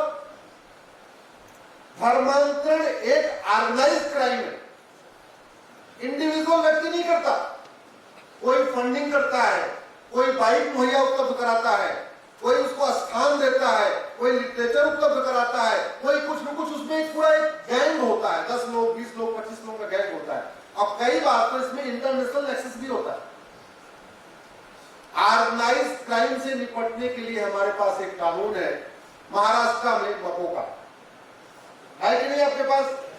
यूपी में उसको कहते हैं गैंगस्टर एक्ट। लगवाइए मकोका, लगवाइए। जो धर्मांतरण करा रहा हो, मिशनरी और जिहादी, उसके खिलाफ मकोका लगवाइए। पुलिस कमिश्नर से मिलिए, उनको परसुएट करिए। एक बार उन्होंने लगाना शुरू कर दिया, फिर पूरे महाराष्ट्र में सब लोग लगाना शुरू कर देंगे। मुख्यमंत्री से मिलिए, डिप्टी सीएम से मिलिए, कानून मंत्री से मिलिए, गृह मंत्री से मिलिए, मिलना पड़ेगा। इसलिए मैं कह रहा हूं, जैसे बर्थडे के लिए छुट्टी करते हैं, घूमने टहलने के लिए छुट्टी करते हैं, शादी विवाह के लिए छुट्टी करते हैं, आप सब लोगों को सामूहिक रूप से कम से कम वीर सावरकर का 1% तो आपको करना ही पड़ेगा। तिलक जी का 1% तो करना ही पड़ेगा। ऐसे आजादी नहीं मिली हमें। असंख्य अकल्पनीय बलिदान उन्होंने किया। उस बलिदान के बारे में सोचिए और खुद सोचिए कि मैं क्या कर रहा हूं। वीर सावरकर को पढ़िए और पढ़ के सोचिए मैं कर क्या रहा हूं, क्या मैं भी कुछ कर रहा हूं क्या? 1% कर दीजिए, भारत बदल जाए। केवल 1% करिए सावरकर। धर्मांतरण से राष्ट्रांतरण होता है, धर्मांतरण से व्यवहार बदलता है, धर्मांतरण से सोच बदलती है, धर्मांतरण से तीज त्योहार बदलता है, धर्मांतरण से भाषा बदलती है, धर्मांतरण से लाइफ स्टाइल बदलती है, धर्मांतरण से जीवन पद्धति बदलती है, और सबसे बड़ी बात, धर्मांतरण से हमारा देश बदलता है। तो देश को बचाना है तो धर्मांतरण रोकना पड़ेगा। धर्मांतरण रुकेगा कैसे? लाठी डंडे से नहीं रुकेगा। धर्मांतरण रोकना किसी सामाजिक संगठन का काम नहीं है। धर्मांतरण रोकना किसी एनजीओ का काम नहीं है। धर्मांतरण रोकना उनका काम है जो इस संविधान की शपथ लेके वेतन भत्ता, गाड़ी, बंगला free, ticket free, air ticket free, rail ticket free, pension और सिक्योरिटी गार्ड और बड़ा सा बंगलो लेते हैं, उनका काम है। आप सब लोगों ने टैक्स देके पुलिस बना दिया, जज बना दिया, सांसद बना दिया, विधायक बना दिया, मंत्री बना दिया। अब सारा काम आप ही करोगे तो वो क्या करेंगे भाई? उनका काम क्या है? यही काम है। राष्ट्र के लिए जो सुरक्षा हो, खतरा हो, उसको रोकना यही काम है। यही सांसद का काम, यही विधायक का काम, यही पुलिस कमिश्नर का काम, यही थानेदार का काम, यही हवलदार का काम। तो इसलिए सारा काम अपने कंधों में मत लीजिए। मैं बार बार कहता हूं, हमसे बहुत सारे सामाजिक संगठन मिलते हैं, हमने तो इतने लोगों का धर्मांतरण रोक दिया। अरे भाई, तुम्हारा काम है क्या? धर्मांतरण रोकना तुम्हारा काम है? नहीं, उसको रोको ना। और ऐसे खुद ही धर्मांतरण करते रहोगे तो और निकम्मे हो जाएंगे। उनको लगेगा चलो यार ये वाला एनजीओ तो रोक ही रहा है, हम क्या नहीं करें? अरे ये थानेदार, हवलदार, पेशकार, क्लर्क, कमिश्नर, कलेक्टर, इनको पैसा किस बात के लिए मिलता है? इसी काम के लिए मिलता है। धर्मांतरण एक ऑर्गेनाइज्ड क्राइम है, विदेशों से फंडिंग होती है। और मुझे ये बताते हुए खुशी हो रही है कि गाजियाबाद की पुलिस ने धर्मांतरण कराने वालों की प्रॉपर्टी कुर्क करना भी शुरू कर दी।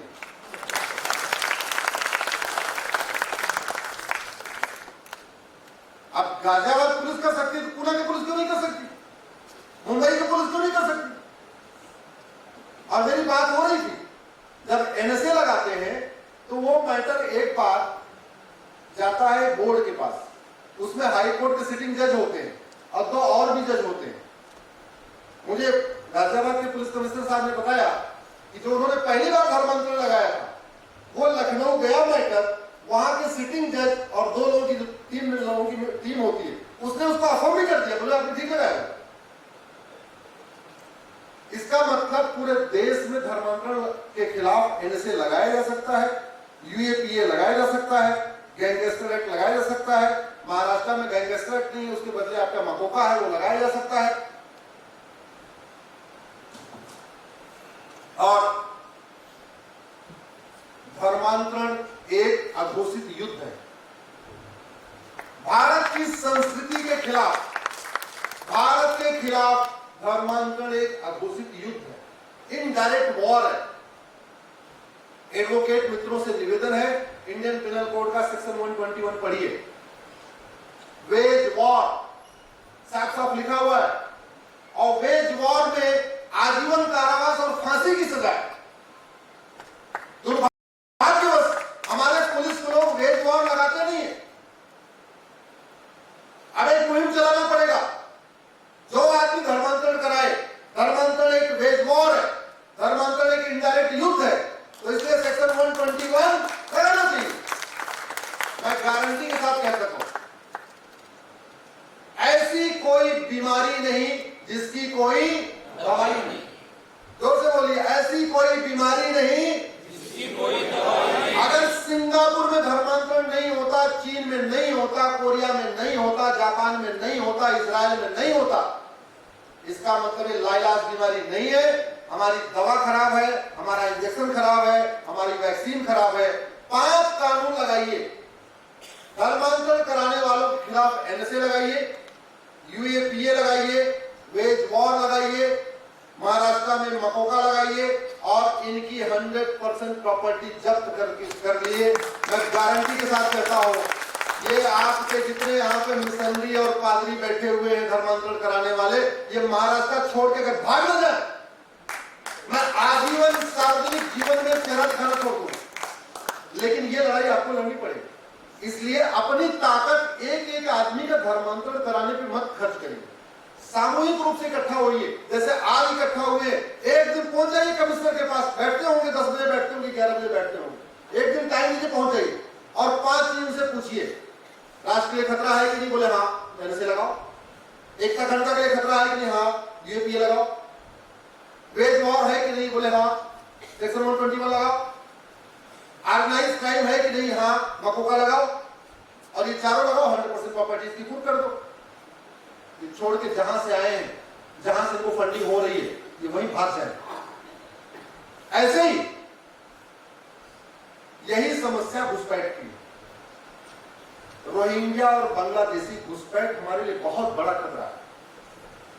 और 3 महीने फ्रांस जला है, घुसपैठियों ने फ्रांस को 3 महीने तक जलाया। अगर आपने टीवी देखा होगा तो देखा होगा, शुरुआत इस बात से हुई थी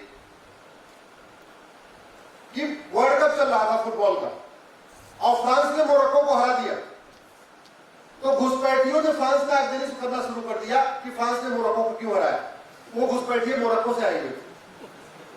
आप जरा सोचो, मोरक्को से भाग के आए थे, फ्रांस ने शरण दिया था, फ्रांस ने रोटी कपड़ा मकान दिया था, और फ्रांस में आगजनी कर रहे थे।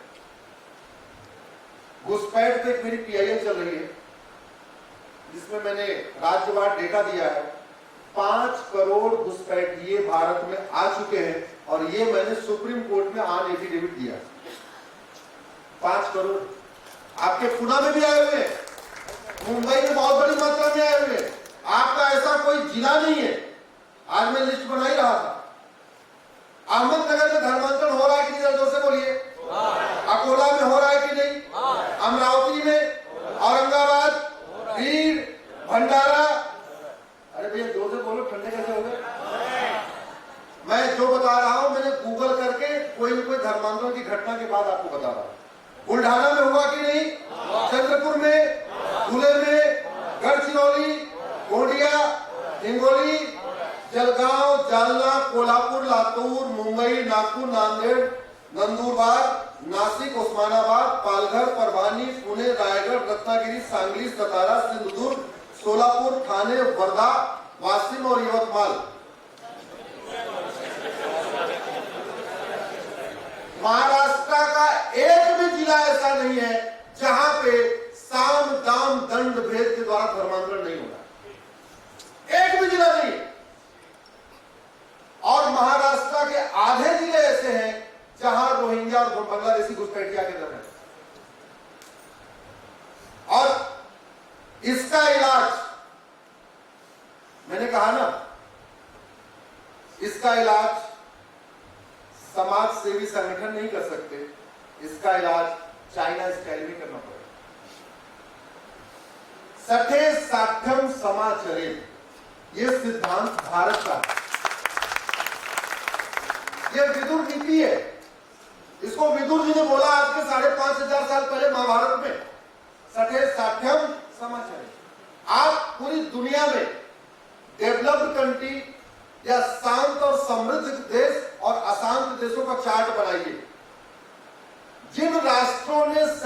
साठ्यम समाचरे सिद्धांत को अपनाया, आचार्य चाणक्य और विदुर जी की बात को माना, उसके अनुसार नियम कानून बनाया, वहां शांति है, समृद्धि है, खुशहाली है, उद्योग व्यापार अच्छी तरीके से चल रहा है, परिवार अच्छी तरीके से चल रहे हैं, जीडीपी अच्छी चल रही है, सब कुछ बढ़िया है। और जिन देशों ने झूठे मानवाधिकार का पाखंड किया, वहां पे आगजनी है, बदहाली है, हर तरीके की स्थिति है। और इसका जीता जाता उदाहरण आपको बताता हूं, दुर्योधन का ननिहाल, जहां से माता गांधारी आई थी, गांधार अब क्या कहलाता है? अफगानिस्तान।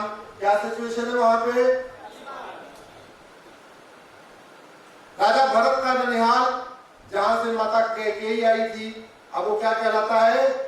पाकिस्तान। पाकिस्तान का आज क्या सिचुएशन है उसकी? आपके सामने। तक्षशिला, जहां आचार्य चाणक्य प्रोफेसर थे, शांत था, समृद्ध था, खुशहाल था। रावलपिंडी जब से बना है तब से क्या सिचुएशन है देख लीजिए। पर्शिया शांत था, समृद्ध था, खुशहाल था, जब से ईरान बना देख लीजिए क्या सिचुएशन है। कुंभा शांत था, समृद्ध था, खुशहाल था, जब से काबुल बना देख लीजिए क्या हो गया। अपना पूर्वी बंगाल, जब से बांग्लादेश बना है क्या सिचुएशन हो गई। एक सिविलाइजेशन वॉर चल रहा है, वो पहले भी था, आज भी है। सिविलाइजेशन वॉर हमेशा से रहा, दो सोच में टकराहट हमेशा से रही है, धर्म और अधर्म में लड़ाई हमेशा रही है, सत्य और असत्य में लड़ाई हमेशा रही है। वसुधैव कुटुंबकम और एको हम द्वितीयो नास्ति, इन दो विचारों की टकराहट हमेशा से रही। इनको मजबूत करने की जिम्मेदारी हमेशा शासक की होती है। और उसका उदाहरण देता हूं, एक रिक्शे वाला अगर गड़बड़ी करे, दो लोग बैठे हैं, रिक्शे वाला ड्राइवर ठीक से गाड़ी नहीं चलाए, कितने लोगों का नुकसान होगा? दो लोगों का। रिक्शे पे दो लोग बैठे हैं, यानी रिक्शे के ड्राइवर ने गड़बड़ी किया, कितने लोग नुकसान हुआ? कार के ड्राइवर ने गड़बड़ी किया, कितने लोगों का नुकसान हुआ? बस के ड्राइवर ने गड़बड़ी किया, कितने लोग नुकसान हुआ? और जहाज के ड्राइवर गड़बड़ी कर दे तो कितने लोग नुकसान होगा? ऐसे ही परिवार में कुछ गड़बड़ कोई करे, ग्राम अलग उसका नुकसान होता है, लेकिन शासक की एक भूल, शासक की एक गलती पूरे देश पे भारी होती है और सदियों तक झेलना पड़ता है, सदियों तक।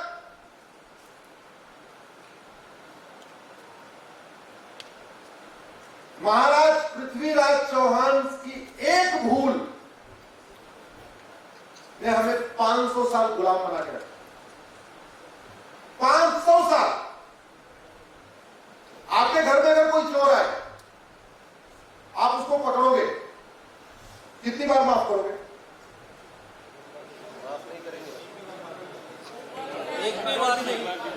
एक बार माफ करोगे? 2 बार करोगे? 3 बार करोगे? 18 बार करोगे क्या? 18 बार करोगे? इसीलिए कह रहा हूं, शासक की एक भूल पूरे देश पे भारी होती है और सदियों तक भारी होती है। जब वो आक्रांता आतताई भारत में आया, पृथ्वीराज जी ने उसको पकड़ लिया। पहली बार अगर कुचल दिया होता, खत्म कर दिया होता, दूसरा कोई आक्रांता आता क्या? जोर से बोलिए। हम गुलाम होते क्या? हमारी माताओं को जौहर करना पड़ता क्या? धर्मांतरण होता क्या? भारत में किसी का धर्मांतरण होता क्या? नहीं।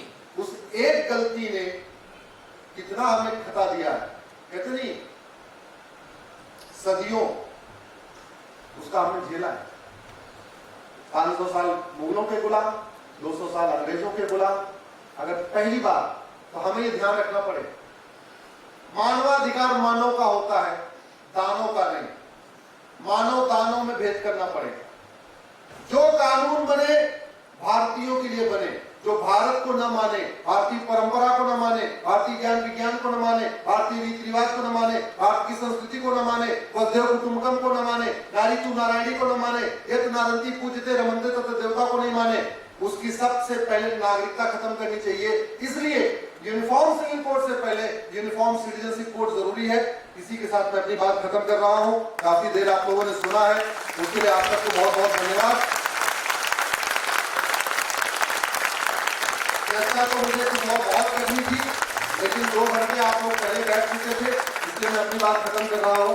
आप सब आए, बहुत बहुत धन्यवाद, बहुत बहुत आभार। अंत में यही रिक्वेस्ट है, फेसबुक पे 5-5 हजार दोस्त बनाइए, साल में 10 बार या 12 बार सामूहिक रूप से अपने सांसद विधायक से मिलिए, उनके साथ सेल्फी लेने के लिए या बर्थडे कार्ड देने के लिए या शादी विवाह का कार्ड देने के लिए मत मिलिए, राष्ट्र के मिलिए, सवाल पूछिए कि जो समस्या भारत में है, आपके आसपास जो समस्या हो रही, पूछिए ये चीन में क्यों नहीं, ये सिंगापुर में क्यों नहीं, ये फ्रांस में क्यों नहीं, अमेरिका में क्यों नहीं, भारत में क्यों। एक बार आप लोग सवाल पूछना शुरू कर देंगे, चीजें ठीक होना शुरू हो जाएगी। दुर्भाग्यवश उसके लिए जाति, भाषा, क्षेत्र, धर्म सबसे में ऊपर उठना पड़ेगा। एक बार उठ जाएंगे तो देश का भला हो जाएगा, नहीं तो हम तो 700 साल पहले भी गुलाम थे। अगर अभी भी नहीं चेते तो हम तो नहीं, हमारे बच्चे जरूर गुलाम हो जाएंगे। इसी के साथ अपनी बात खत्म कर रहा हूँ। भारत माता की जय।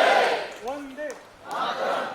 जय भवानी, जय शिवाजी, हर हर महादेव।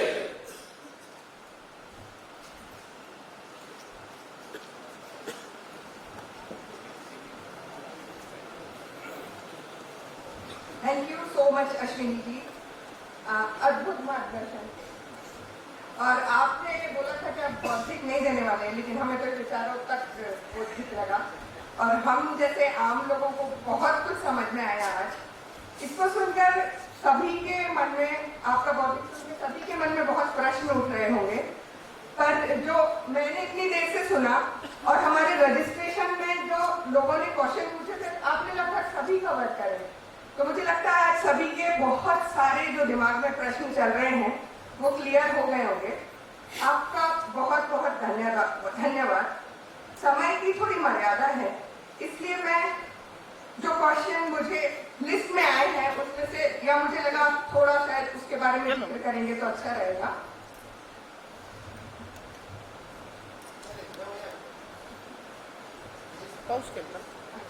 बंद बघा शिजत झालं मग रेकॉर्डिंग नाही करत। वक्फ बोर्ड बहुत ही घटिया कानून है, महाघटिया कानून है। देश के साथ मक्कारी हुई है। जिनको वेतन भत्ता अच्छा कानून बनाने के लिए मिलता है, उन्होंने देश के साथ गद्दारी किया है।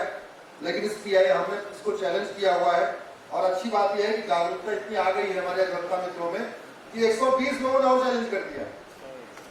तो वक्फ बोर्ड के खिलाफ देश में 120 पीआई हो चुकी है। सबसे पहले मैंने किया, उसके बाद 119 लोगों ने और चैलेंज कर दिया है। तो इसका टाइम आ गया है, जाने वाला है।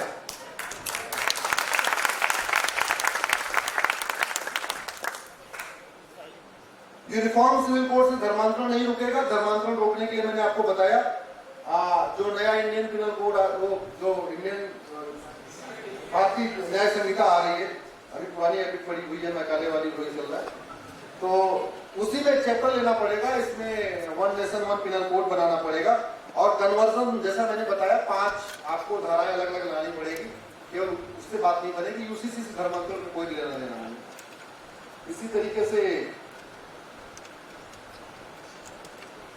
फ्रीडम ऑफ रिलीजन, लोगों को धर्म पालन का अधिकार है, धर्मांतरण का नहीं।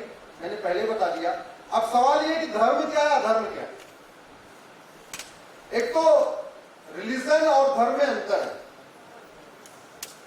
जैसे संविधान और कॉन्स्टिट्यूशन में अंतर है, ऐसे रिलीजन और धर्म में अंतर है। धर्म क्या है? पिता का धर्म, माता का धर्म, पुत्र का धर्म, पत्नी का धर्म, पति का धर्म, डॉक्टर का धर्म, अध्यापक का धर्म, शिक्षक का धर्म, सैनिक का धर्म, सबका अपना स्वधर्म है। और फिर एक उसके ऊपर मानव धर्म। रिलीजन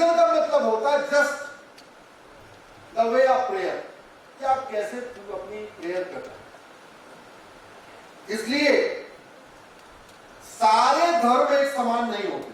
पहली बात इसको समझो। एक बहुत बड़ा मिथ है कि सब रिलीजन एक समान होते ना। दुनिया के सारे रिलीजन वसुधैव कुटुंबकम को नहीं मानते।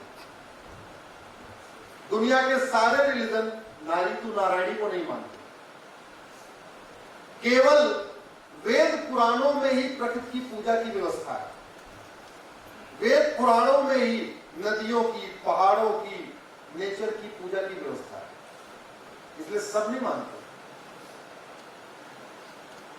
दुनिया के सारे रिलीजन लिबरल नहीं है। मैं इसका एग्जांपल ही आपको देता हूं। आपको मंदिर में 5 लोगों की मूर्ति मिल जाएगी, विष्णु भगवान की भी, शंकर भगवान की भी, दुर्गा जी की भी, सरस्वती जी की भी, हनुमान जी की, ऐसे मिल जाएगी। बहुत सारे मंदिर में आपको 5 क्या बल्कि गणेश जी की भी 10-10 मूर्तियां मिल जाएंगी। कोई झगड़ा आ गया उनमें आपस में है कोई? और जो पूजा करने जाता है वो सबको मत्था टेकता है। गणेश जी को भी मत्था टेकेगा, हनुमान जी को भी, शंकर जी को जल चढ़ाएगा, सबको करता है। और कौन से रिलीजन में ऐसा? और किसमें है?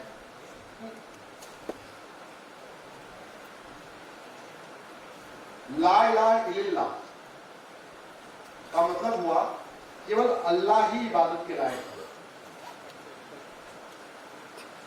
आप में से कोई शंकर जी की, कौन कौन लोग शंकर के भक्त, जोर से बोलिए। आप कभी कहते हो केवल शंकर जी ही पूजा के लायक है? बोलिए जरा। नहीं। दुर्गा जी के भक्त कभी कहते हैं केवल दुर्गा जी ही पूजा के लायक है? नहीं। गणेश जी के भक्त कभी बोलते हैं केवल गणेश जी ही पूजा के लायक है? नहीं। लेकिन वहां तो कहा जाता है ला इलाहा इल्लल्लाह, केवल अल्लाह ही इबादत के लायक है। तो फिर बराबर कैसे हो? उसकी अलग कहानी है, उसको मैं अलग विषय करूंगा। दूसरा, दुनिया के सारे रिलीजन सभी मनुष्य को एक समान नहीं मानते। उदाहरण के लिए सनातन धर्म में आप किसी की पूजा करो, आपको मोक्ष प्राप्त हो सकता है। आप अष्टांग योग का पालन करिए, सत्य अहिंसा का पालन करिए, झूठ मत बोलिए, लोगों की दया करिए, ये करिए, ये करिए। आपने अष्टांग योग आपको गूगल कर लेना, उसमें क्या क्या लिखा होगा। अष्टांग योग का पालन करिए, किसी की पूजा करिए, गणेश जी करिए, लक्ष्मी जी करिए, सरस्वती करिए, दुर्गा जी करिए, किसी की करिए, मोक्ष प्राप्त हो सकता है। ऐसा सारे रिलीजन में नहीं है। बाकी जितने रिलीजन है, आपको इंडियन रिलीजन और फॉरेन रिलीजन यही अंतर है। आपको इंडियन रिलीजन और फॉरेन रिलीजन की बेसिक सोच में ही अंतर है। इंडियन रिलीजन मतलब Jainism, Buddhism, Sikhism, Hinduism. Foreign religion Christianity, Islam, बाकी बात। अंतर क्या है? जैनिज्म, कोई भी जैन कभी नहीं बोलता कि महादेव की पूजा होनी चाहिए, और कोई है ही नहीं। कोई बोलता है क्या? कोई जैन है यहाँ पे? नहीं बोलता। कोई बौद्ध नहीं बोलता कि भगवान बुद्ध ही पूजा के लायक है, दूसरा कोई है ही नहीं। कोई सिख नहीं बोलता कि गुरुद्वारा ही जाना चाहिए और कहीं जाना नहीं चाहिए। ये इंडियन फिलॉसफी है। इंडियन सोच और फॉरेन सोच में अंतर है। इसलिए धर्मांतरण का अधिकार मिलना चाहिए कि नहीं मिलना चाहिए, एक लंबी डिबेट है। अब सवाल यह है कि धर्मांतरण होना चाहिए, और होना चाहिए तो क्या फॉरेन रिलीजन में भी होना चाहिए या केवल विद इन इंडियन रिलीजन होना चाहिए? एक ये अलग विषय है, इस पर कभी मैं बोलूंगा किसी कार्यक्रम में, कोशिश करूंगा अगले संडे को बोलूंगा। अगले सैटरडे को मेरा गुजरात यूनिवर्सिटी में कार्यक्रम है, मैं वहां इसको बोलूंगा। इसको आप लोग यूट्यूब पर देखना, एक लंबा विषय, इस पर चर्चा करनी पड़ेगी।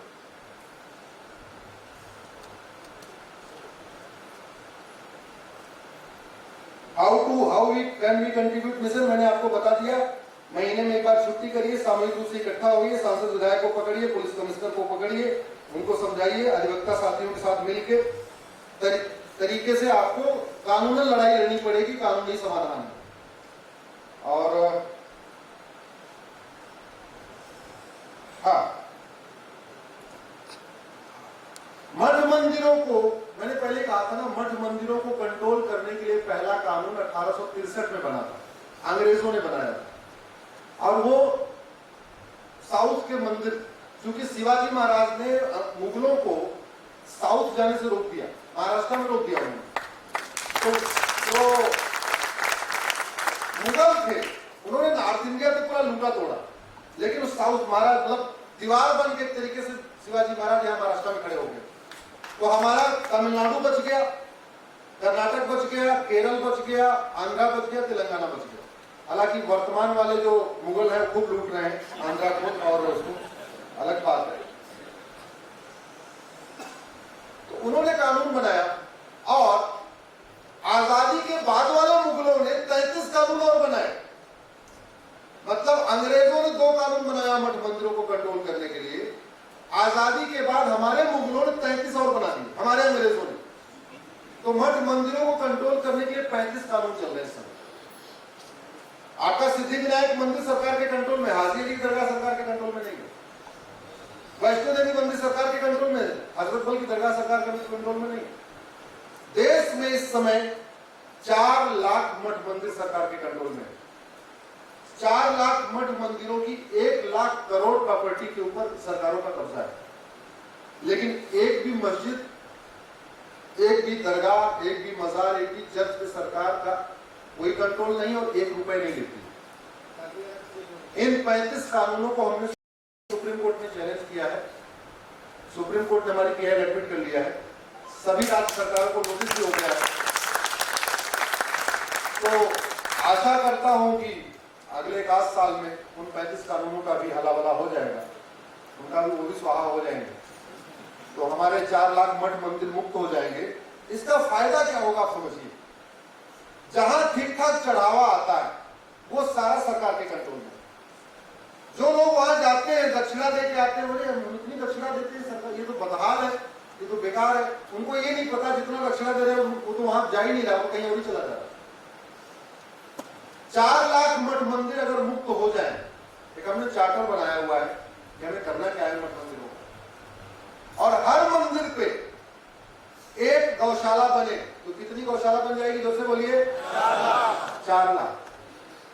हर मंदिर पे एक वेधशाला बनाई जाए, तो कितनी वेधशाला बन गई? हर मंदिर पे गुरुकुल खोला जाए, तो कितने गुरुकुल खुल गए? हर मंदिर पे एक आयुर्वेद सेंटर खोला जाए, तो कितने आयुर्वेद सेंटर खुल गए? हर मंदिर पे एक यज्ञशाला बनाई जाए, तो कितनी यज्ञशाला बन गई? हमने एक 10 पॉइंट चार्टर बनाया हुआ है कि 4 लाख मठ मंदिर फ्री कर दिए जाए, तो हम हर मंदिर पे एक योगा सेंटर बनाएंगे, एक यज्ञशाला बनाएंगे, एक व्यायामशाला बनाएंगे। हमारे यूथ जाए थोड़ा पहलवानी करे, कुश्ती लड़े, वहां तीरंदाजी सीखे, वहां पे वेद पुराण सीखे, वहां पे गीता रामायण सीखे। और आपको जान के आश्चर्य होगा कि हमारे देश में बहुत सारी कुरीतियां जो आई है बाद में मुगलों के टाइम, आज भी कंटिन्यू है। आपके महाराष्ट्र में दिन में शादी होती, रात में? जोर से बोलिए। इसके लिए शिवाजी महाराज को धन्यवाद करिए। शिवाजी महाराज ने आप लोगों को मुगलों के अधीन नहीं होने दिया, इसलिए आप लोग दिन में शादी करते हैं। हम लोग मुगलों के अधीन में हो गए तो हमारी बहन बेटियों को बचाने के लिए हमारे पूर्वज रात में शादी करते थे। छत्रपति शिवाजी महाराज की जय। ये रात्रि विवाह मुगलों के कारण आया, बाल विवाह मुगलों के कारण आया, घूंघट प्रथा मुगलों के कारण आई, बहुत सारी कुरीतियां मुगलों के काम समय में आई। हम लोग के घर में तो दिन क्या बोलते हैं, रात में शादी करते, वो भी आंगन में करते हैं। क्यों? क्योंकि वो बहन बेटियों को उठा लेते थे, तो उनसे बचने के लिए ये हुआ सारे बाराती बाहर रहेंगे, पहरा देते रहेंगे। अगर अटैक हुआ तो बाराती लड़ेंगे और शादी आंगन के अंदर होगी। ऐसी बहुत सारी कुरीतियां गुलामी के वक्त आई थी। तो अगर हमारे मठ मंदिर फ्री हो जाएंगे तो इन चीजों पे सार्वजनिक चर्चा होगी। शायद आप लोगों को नहीं पता होगा कि आप दिन में, आपके यहाँ दिन में क्यों होता है, हमारे रात में क्यों होता है। ये मठ मंदिर हमारे फ्री हो जाएंगे तो मठ मंदिर हमारे कम्युनिकेशन के सेंटर है, मठ मंदिर हमारे रिलीजियस सेंटर है, मठ मंदिर हमारे स्पिरिचुअल सेंटर है, मठ मंदिर हमारे पावर सेंटर है। और मठ मंदिर कितने पावरफुल होते हैं, इसका एग्जांपल 1857 की क्रांति है।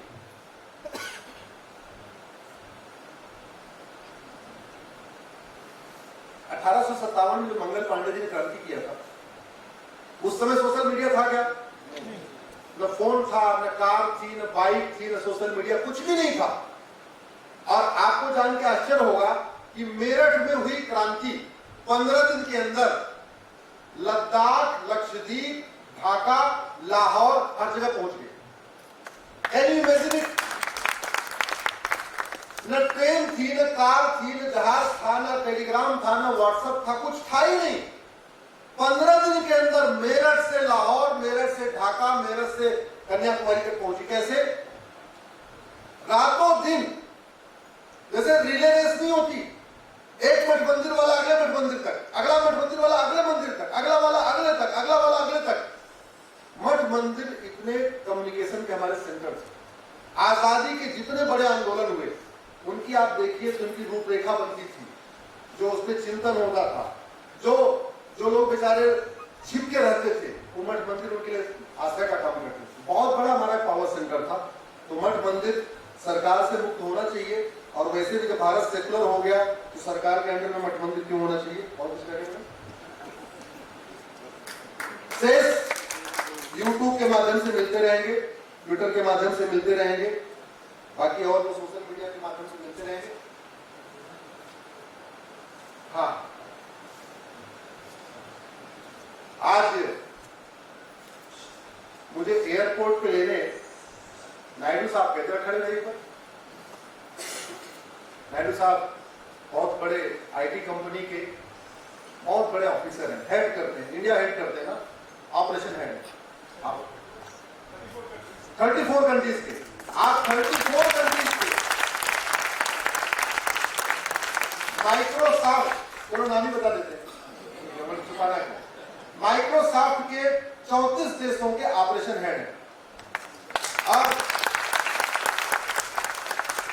मुझे आज एयरपोर्ट पे लेने गए थे, आते समय ऐसी चर्चा हो रही थी कैसा है, कैसा समस्या है। इन्होंने मुझे बड़ा इंटरेस्टिंग केस बताया। इन्होंने सोसाइटी लिया है रोहन, क्या नाम है, रोहन अभिलाषा, और जगह का नाम क्या है, यहाँ पुणे में बाबुली। उस सोसाइटी में लगभग 2-2.5 फ्लैट है। अब पूरी 2-2.5 लोग रहते हैं, वहां कोई मंदिर नहीं। इन्होंने तय किया कि भाई हम मंदिर, तुम बिल्डर नहीं बनाएगा कोई बात नहीं, हम बना लेंगे। और इन लोगों ने एक वहां मंदिर बनाया। कुछ क्रिप्टो लोग, कुछ क्रिप्टो हिंदू इनका विरोध करना शुरू कर दिया। इनको कोर्ट भी ले गए और कह रहे हैं कि ये जो मंदिर है ये सेकुलरिज्म के खिलाफ। पता नहीं कौन सा सेकुलरिज्म पढ़ के आए हैं। वास्तव में मठ मंदिर सेकुलरिज्म का सबसे बेस्ट सेंटर है। इससे बढ़िया क्या होगा जहां पे 5 देवता बैठे हैं और वहां सबको मानने वाले वहां आ रहे हैं और सबकी अपनी मन्नत लेके आ रहे हैं, कोई उसका विरोध नहीं कर रहा है। इससे बढ़िया सेकुलरिज्म क्या हो सकता है? दूसरा, मठ मंदिर में वेद पढ़ाया जाता है। जो आपने मंदिर बनाया वहां स्वाभाविक सी बात है, या तो भगवत गीता पे चर्चा होगी, या रामायण पे चर्चा होगी, या वेद पे चर्चा होगी।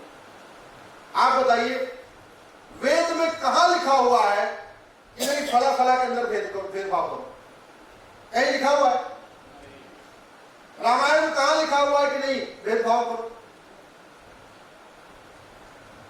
मठ मंदिर वास्तव में सब, अगर पूरी दुनिया में सेकुलरिज्म प्रमोट करने वाला अगर कोई एक रिलीजन है वो हिंदुइज्म है। हिंदू होने से ज्यादा, हिंदुओं से ज्यादा सेकुलर कोई होता ही नहीं। सबसे बढ़िया अगर सेकुलरिज्म को कोई प्रमोट करता है, अगर सही अर्थों में देखिए, तो भगवत गीता रामायण करती है। वास्तव में अगर सेकुलरिज्म को कोई प्रमोट करता है तो वो वेद है, हमारे उपनिषद हैं। लेकिन दुर्भाग्यवश हमारे कॉन्वेंट एजुकेटेड लोग सेकुलरिज्म की अलग व्याख्या कर रहे हैं। वो कंफ्यूज हो गए हैं, जैसे वो धर्म और रिलीजन को मिक्स कर दिए हैं, ऐसे ही संविधान और विधान को मिक्स कर दिए हैं। संविधान का मतलब समविधान, ऐसा विधान जो सबके लिए समान हो। कॉन्स्टिट्यूशन का मतलब विधान होता है। अनफॉर्चुनेटली हमारे पास धर्म के लिए कोई शब्द नहीं है अंग्रेजी में, तो हमने उसको रिलीजन समझ लिया। संविधान के लिए कोई अंग्रेजी में शब्द नहीं है, हमने उसको कॉन्स्टिट्यूशन समझ लिया। अंग्रेजी और हिंदी में बड़ी प्रॉब्लम रहेगी और हमेशा रहेगी। क्यों? क्योंकि इंग्लिश में टोटल 26 लेटर है। 26 लेटर से अगर उसका कॉम्बिनेशन परम्यूटेशन करिए तो लगभग 1 करोड़ शब्द बनते हैं। हिंदी और संस्कृत में 52 लेटर हैं। 52 का आप कॉम्बिनेशन परम्यूटेशन करिए तो हिंदी और संस्कृत के पास लगभग 10 करोड़ शब्द है। तो कहाँ 1 करोड़ शब्द, कहाँ 10 करोड़ शब्द। ये बहुत बड़ी समस्या है। जैसे हमारे पास फूफा है, मौसा है, चाचा है, ताऊ है, दादा है, बड़े दादा, छोटे दादा, मामा, सब है कि नहीं है? अंग्रेजी में क्या है? ये प्रॉब्लम रहेगी। तो वो ऐसे ही मठ मंदिर को दूसरे धर्मों के साथ कंपेयर करना, पहली बात तो बाकी धर्म होते नहीं है, धर्म तो एक ही है, सनातन धर्म है, लेकिन उसको सबके साथ कंपेयर करना वो बिल्कुल गलत है।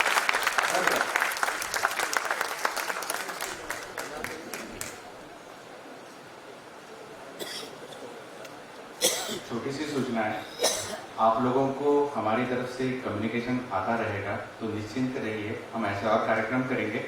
इंडियन ह्यूमन राइट्स काउंसिल.co.in ये हमारी वेबसाइट है और हमारे तरफ से जो भी कम्युनिकेशन आएगा उसको आप ढंग से देखिए, हम ऐसे कार्यक्रम फिर से करेंगे।